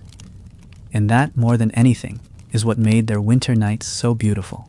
The snow is deeper now, blanketing the cave entrance in soft drifts. It muffles the wind, dulls the sound of movement, and turns the world into a vast glowing silence. From inside, it almost feels like time has stopped. Not frozen, just paused, held suspended in breath and warmth. The fire burns low but steady, casting long shadows against the back wall. The walls are familiar now, like old friends. Their curves, their soot stains, their etched lines, all have meaning. All are part of the memory of this place. There is no rush to rise. The people are still in the calm between sleeping and waking. It's the kind of morning that feels too soft to disturb.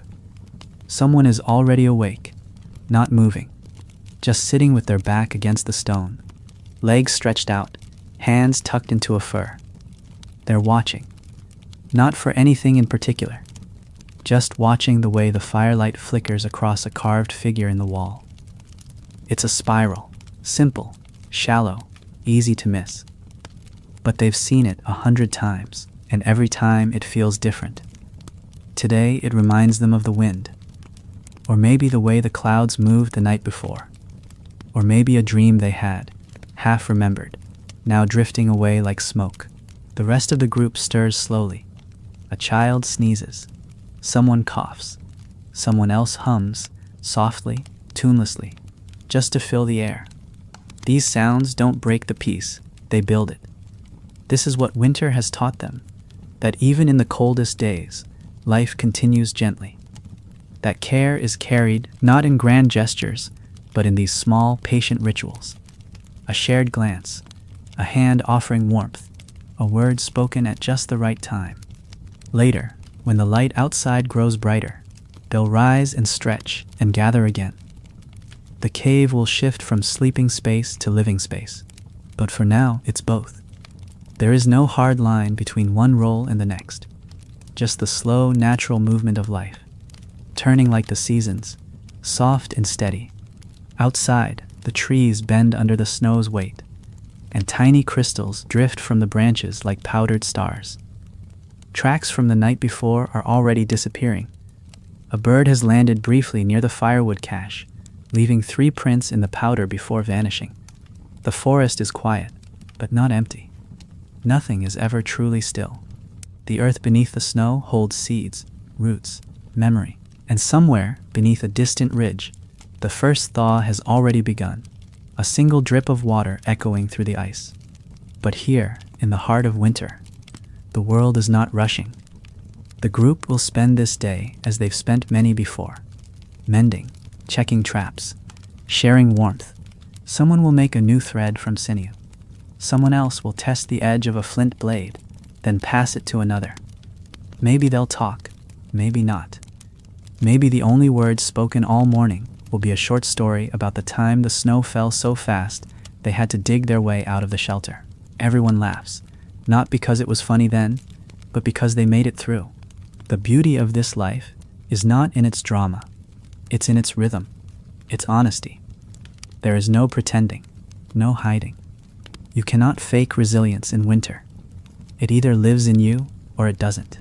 And for these people, it lives deep in the way they move, in the way they hold each other in the dark, in the way they carve memory into walls in bone and song. Tonight, when the fire burns again, someone will sing, not because anyone asked, not for praise, just because that's what voices do when the wind is cold and the hearts are full. And the others will close their eyes and listen, not just to the melody, but to everything it carries. The snow, the stars, the old stories, the life still burning bright in the middle of the longest night. The cave is glowing again, not from the fire alone, but from the presence of people, warm bodies wrapped in fur, gentle voices rising and falling, tools clicking softly against stone. It's midday now, but outside it still feels like twilight. The sun, heavy behind thick clouds, casts only a faint light across the snowfields. There are no shadows, just soft gradients of gray and white. Inside, however, there is color. The deep orange of flame, the dark red of ochre stains on the wall, the black of soot-smudged hands. The world here is not empty.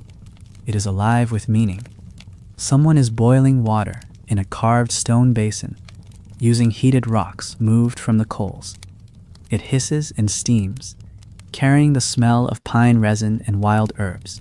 This will become tea or medicine, depending on how you look at it. Either way, it will be shared. Across the cave, a group of younger people are shaping bone, long, flat ribs from a bison, likely into a sled runner. The work is slow, but there is no rush. There never is. Not in winter. The sled may not be needed for wheat, but it will be ready. And even the act of preparing it is comforting. It reminds everyone that spring will come. Eventually, not far away. The oldest woman in the group is threading beads onto a leather cord. The beads aren't new. Some are decades old, passed down, traded, found again. Each one has a slight imperfection, a chip, a crack, a spot where pigment has faded. But that's what makes them matter. They've been touched, held, worn. They carry the imprint of other winters, other hands, and as she threads them, she hums something. Not a song exactly, more like a tune that belongs to no one. The kind of sound that simply exists in winter, echoing off the stone like breath. A small child is watching her, not asking questions, just watching the rhythm of fingers moving over beads, listening to the hum. That's how learning happens here, not through instruction, but immersion. You are in the culture from the moment you're born. You sleep beside it, eat from its hands, walk its paths in the snow. And one day, when your fingers are older, you'll thread your own beads, and someone smaller will watch you, just as you once watched. Outside, the snow has begun to fall again. Large, slow flakes, drifting like ash. Each one unique, but part of the same hush. The world becomes softer, quieter. Tracks from the morning are already vanishing, leaving only the memory of movement. And that's how winter often feels, like something that erases even as it preserves. It covers the land, but it doesn't take it away. It just waits. It holds. And beneath the snow, life is still pulsing, quiet and sure. That evening, the group gathers again around the fire. The bones from the morning's meal are set aside, some to be cleaned, others to be used. Someone is drying sinew across a frame, readying it for sewing. Another turns a piece of wood in their hands, not yet sure what it will become. Maybe a tool, maybe something ceremonial. In this world, utility and meaning are not separate. Even the simplest object might be shaped with reverence. And tonight, as the stars begin to appear again, someone begins to drum. It's not a real drum, not in the way we think of it now, just a stretched hide struck with a stick. But the sound is full, deep. It echoes softly in the cave, steady and low. Others join in, clapping, humming, swaying just slightly in time. This isn't a performance, it's a gathering, a ritual of sound and warmth, a way to remember that they are still here, still whole, still held by something greater than cold or night. They may sing, or they may not. Some nights the rhythm is enough, a heartbeat to guide the fire, to guide the breath, to remind them that though the stars are far and the snow is high, they are not alone, they never were. The beat fades slowly. Like breath after exertion, it softens, settles, and finally disappears into the dark spaces between the flames. No one speaks right away. They simply sit together, breathing in the stillness, the rhythm left behind. It lingers in the body, that steady, pulsing echo, even after the sound is gone. Someone leans against a wall. Someone else stretches out a leg to rest their foot near the fire. And someone quietly begins to arrange dried grasses for the night's bedding. Nothing is rushed. Nothing needs to be. In this world, the cold isn't fought, it's accepted. Welcomed even, as the backdrop against which warmth truly matters. Near the entrance of the cave, a shape begins to form in the snow. A figure wrapped in layers of fur and silence, returning from the edge of the trees. Their arms are heavy with firewood. Not much, just what was needed. They step carefully through the thick snow, their footprints filling in behind them almost as fast as they're made.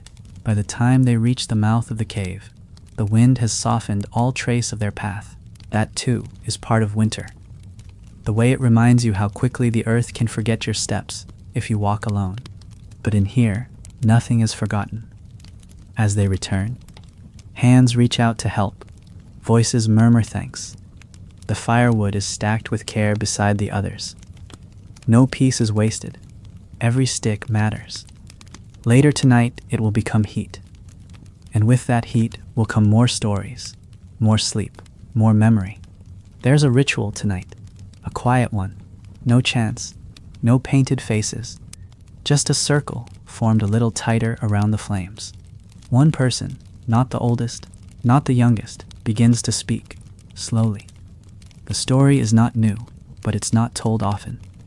It's reserved for the middle of winter, when the nights are longest and the snow is at its deepest.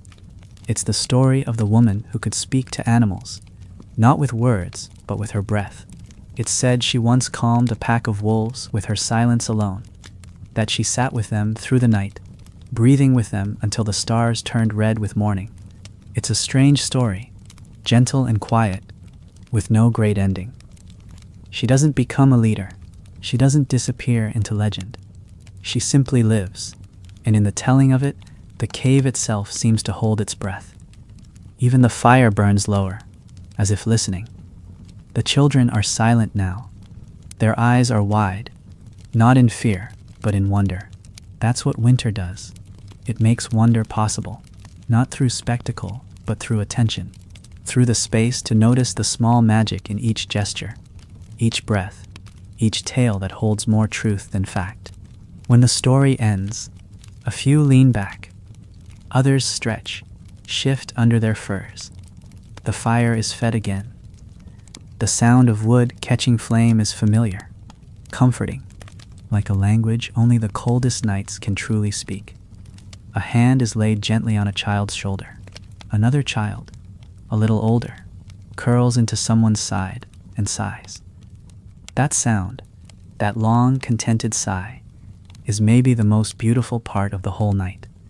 It says, without words, I am safe, I am warm, I am here. Later, as sleep returns, someone will walk to the mouth of the cave one last time, just to look, not for danger, not even out of habit, just to see, to breathe the night air, to feel the cold against their face, to watch the snow fall over their footprints again. They'll look up, and there will be stars, thousands of them, clear, sharp, endless. And for a moment, they'll remember not just their own stories, but the stories that came before, the hands that painted this cave, the breath that passed through these same stones, the fire that was lit again and again, so that this night could happen. And then they'll turn, step inside, and let the dark close gently behind them. Not in fear, but in peace. The fire is dim now, low but alive, like a deep heartbeat in the belly of the cave. Its glow barely reaches the edges of the walls anymore, but it doesn't need to. By now, everyone has settled. The cave breathes in unison, slow, warm, steady. Furs rustle as people shift in their sleep, but most are still. There's a softness in the silence that only comes after days of cold and closeness. A calm earned, not given. Outside, snow still falls, but it's gentler now.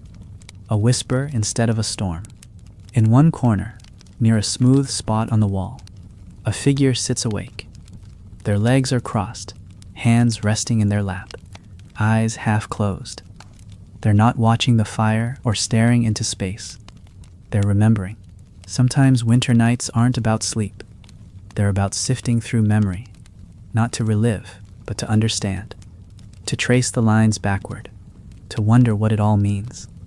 They think about the time a mammoth passed close by, silent as a shadow. They think of the story told 3 nights ago, about the woman who walked into the woods and returned with stars in her hair. They think of a song someone hummed last winter that no one has sung since. Memory is fluid here, not locked in words or scrolls, but kept in breath and bone, in shared meals and the curve of a tool. The cave walls hold more than just pictures. They hold moments. You can feel them sometimes when you run your hand across the surface. Warmth in a place where there shouldn't be any. The slight echo of laughter or grief that lingers long after the sound is gone. These people never thought of themselves as ancient, but they knew the past lived inside them, that every winter survived added another layer to the story of who they were. Not far from the fire, a mother and child sleep pressed together. The child's hand is curled around a bit of polished stone. The mother breathes through her nose, soft and even. They are bundled so tightly, you can't see where one ends and the other begins. That's how winter holds people, close, inseparable. Even the cold becomes a kind of thread that ties everyone together. It forces connection, but never cruelly. More like a reminder you do not face the long night alone. From deeper in the cave, there's a sudden shift, a dream. Someone murmurs a name. No one answers, but the sound isn't lost. In this space, even sleep listens. Maybe it was the name of an ancestor, maybe of a lost friend, or a spirit remembered only in winter.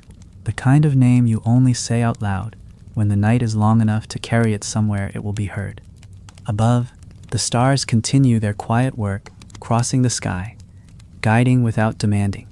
Long ago, someone mapped them, not with ink, but with thought. With stories told beside fires like this one. That one is the elk, someone might whisper, pointing with a finger, covered in soot. That one is the hunter. That one is the girl who waited. They're not constellations in the way we think of them now. They're reminders that someone was here before, looking at the same cold lights, wondering the same things. Back in the cave, the watcher by the wall finally moves. They stand, stretch slowly, careful not to wake anyone. A few coals pop as they adjust the fire, stirring it just enough to keep it breathing. Then they lie down too, folding their body beneath a worn fur, the warmth still lingering from the last person to rest there. The cave holds that warmth. It doesn't vanish. It seeps into the stone, the ground, the air, like love, like memory, like story. And just before sleep comes, the watcher lets out one long exhale. The kind that empties you completely. The kind that makes space for rest, for dream, for whatever comes next. Dawn arrives without brilliance. There is no golden light, no fanfare, just a slow thinning of the dark. The sky outside the cave is the color of bone now, soft and cold, with faint streaks of pale lavender curling along the horizon. It's not the kind of sunrise you notice unless you're looking for it. But someone is. A boy, maybe 10 winters old, sits at the cave's entrance, legs tucked under him, chin on his knees, watching the forest emerge from shadow. His breath fogs in front of his face, but he doesn't move. He's not waiting for anything. He's just being there. That's something these nights have taught him. Behind him, the others stir. Not quickly, not all at once. It's more like thawing than waking. Slow, organic, inevitable. The fire is still warm, still alive, a faithful thread running from the night before. Someone pulls themselves up to sitting, rubbing their hands together, and someone else yawns so deeply their breath seems to echo off the walls. It's another morning, and in that fact alone, there's something sacred. Another night survived, another chance to feed the flame, another moment to press memory into time. The boy at the entrance hears the soft steps behind him, someone coming to join him. It's the elder again, walking with care, furs pulled tight around their shoulders. They sit beside the boy, close but not touching, and together they watch the snow-slow world blink open. Below them, in the valley, the trees seem to hold their breath. There are no birds, not yet. No animal prints disturb the soft white surface. But there's something in the air, a stillness that feels less like emptiness and more like preparation. The elder speaks after a long while, voice soft and dry. There'll be a thaw soon. The boy nods, though he doesn't know how they know. He just believes them. Back inside, the cave is returning to life.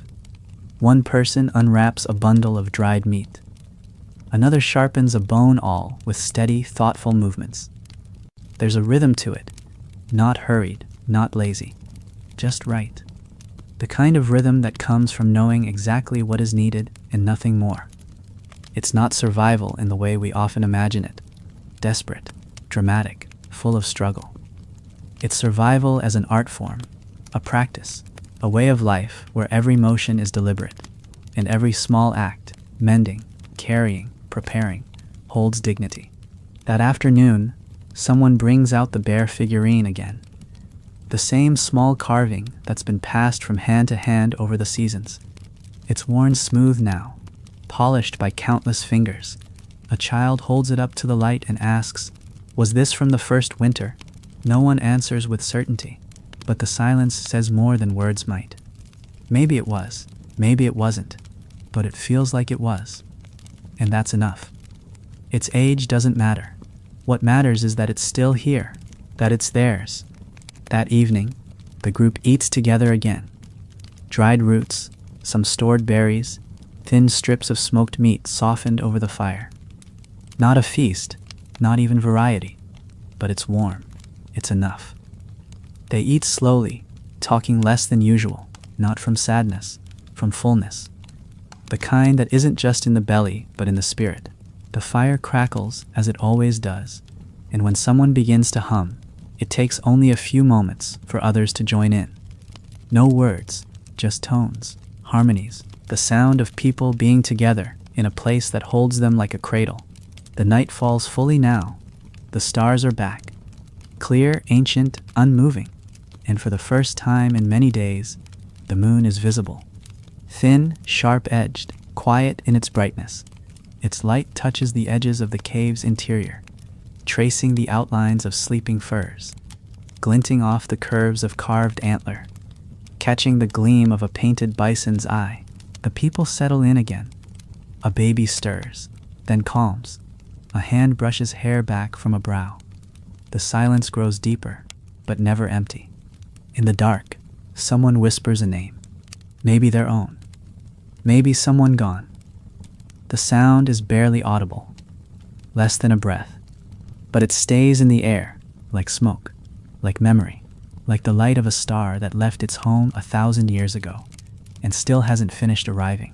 The cave holds one last breath of winter. Outside, the wind has stilled. No flurries tonight, no snowfall sweeping past the trees, just a quiet so complete. It feels like the earth itself is pausing, listening. Inside, the fire is low, not dying, just resting. Its glow casts long, gentle shadows along the walls. The people are tucked in close, shapes nestled under firs, rising and falling in sleep. But the warmth that fills the cave now isn't just from flame. It's from everything they've given each other over the long nights. Stories, songs, memory, presence. One person, the boy from the morning, is still awake. He lies on his side, eyes half closed, watching the coals shift. Every now and then, one crackles, sending up a brief flare of orange light. He watches as that light dances across the old handprints, the faded paintings, the tools arranged with care along the stone ledge. His body is still, but inside, his mind is running, through stories, through the curve of the deer's path, through the howl he once heard in the night and didn't understand until it stopped. These are the thoughts that live inside a person when the world outside is frozen. Slow, wide thoughts, shaped like dreams. The others breathe softly around him. Some snore, some shift. One mutters a phrase in sleep, a word too quiet to catch. And still, the cave holds them, like a parent, like a memory. These people don't think of themselves as ancient, but they will be, one day. Someone will find their bones, their beads, their fire pit, and wonder who they were, and the answer won't be in the artifacts. It will be here, in this night, in the way the boy watches the fire, in the way the stories were told, in the way they survived, not just with tools and skill, but with care. Because that's the true magic of these beautiful winter nights. Not the fire, not the shelter, not even the stories, but the way the people held one another, in voice, in warmth, in memory. They faced the vast cold, not with fear, but with hands outstretched, with eyes open, with hearts full. And it's that, not their tools, not their struggles, that still glows brightest thousands of years later. The fact that even in the deepest dark, they still looked for light in each other. The boy eventually closes his eyes. The fire burns low, but doesn't go out. It will keep glowing until morning, until the snow begins to melt, and the river cracks open, and the birds return to the trees. But even when it fades, the warmth will remain. In the stories, in the carved bones, in the painted walls. It will remain in us too, because we are not separate from them. We are their echo. Their fire lives in us. And here, on these long winter nights, when the stars are sharp and the wind is still, We can feel it, the same stillness, the same hush, the same breath of the earth. We light our own small fires. We gather, we remember, and for a moment we are back in that cave, beneath the stone, surrounded by silence, telling stories to the night. Thank you so much for spending this time with me tonight. If you're still here, still listening, I want you to know I appreciate you deeply. Before you drift off to sleep, maybe leave a comment, let me know where you're listening from, and what time it is for you right now. I love seeing your stories, and it helps others know they're not alone either. If you haven't yet, feel free to subscribe.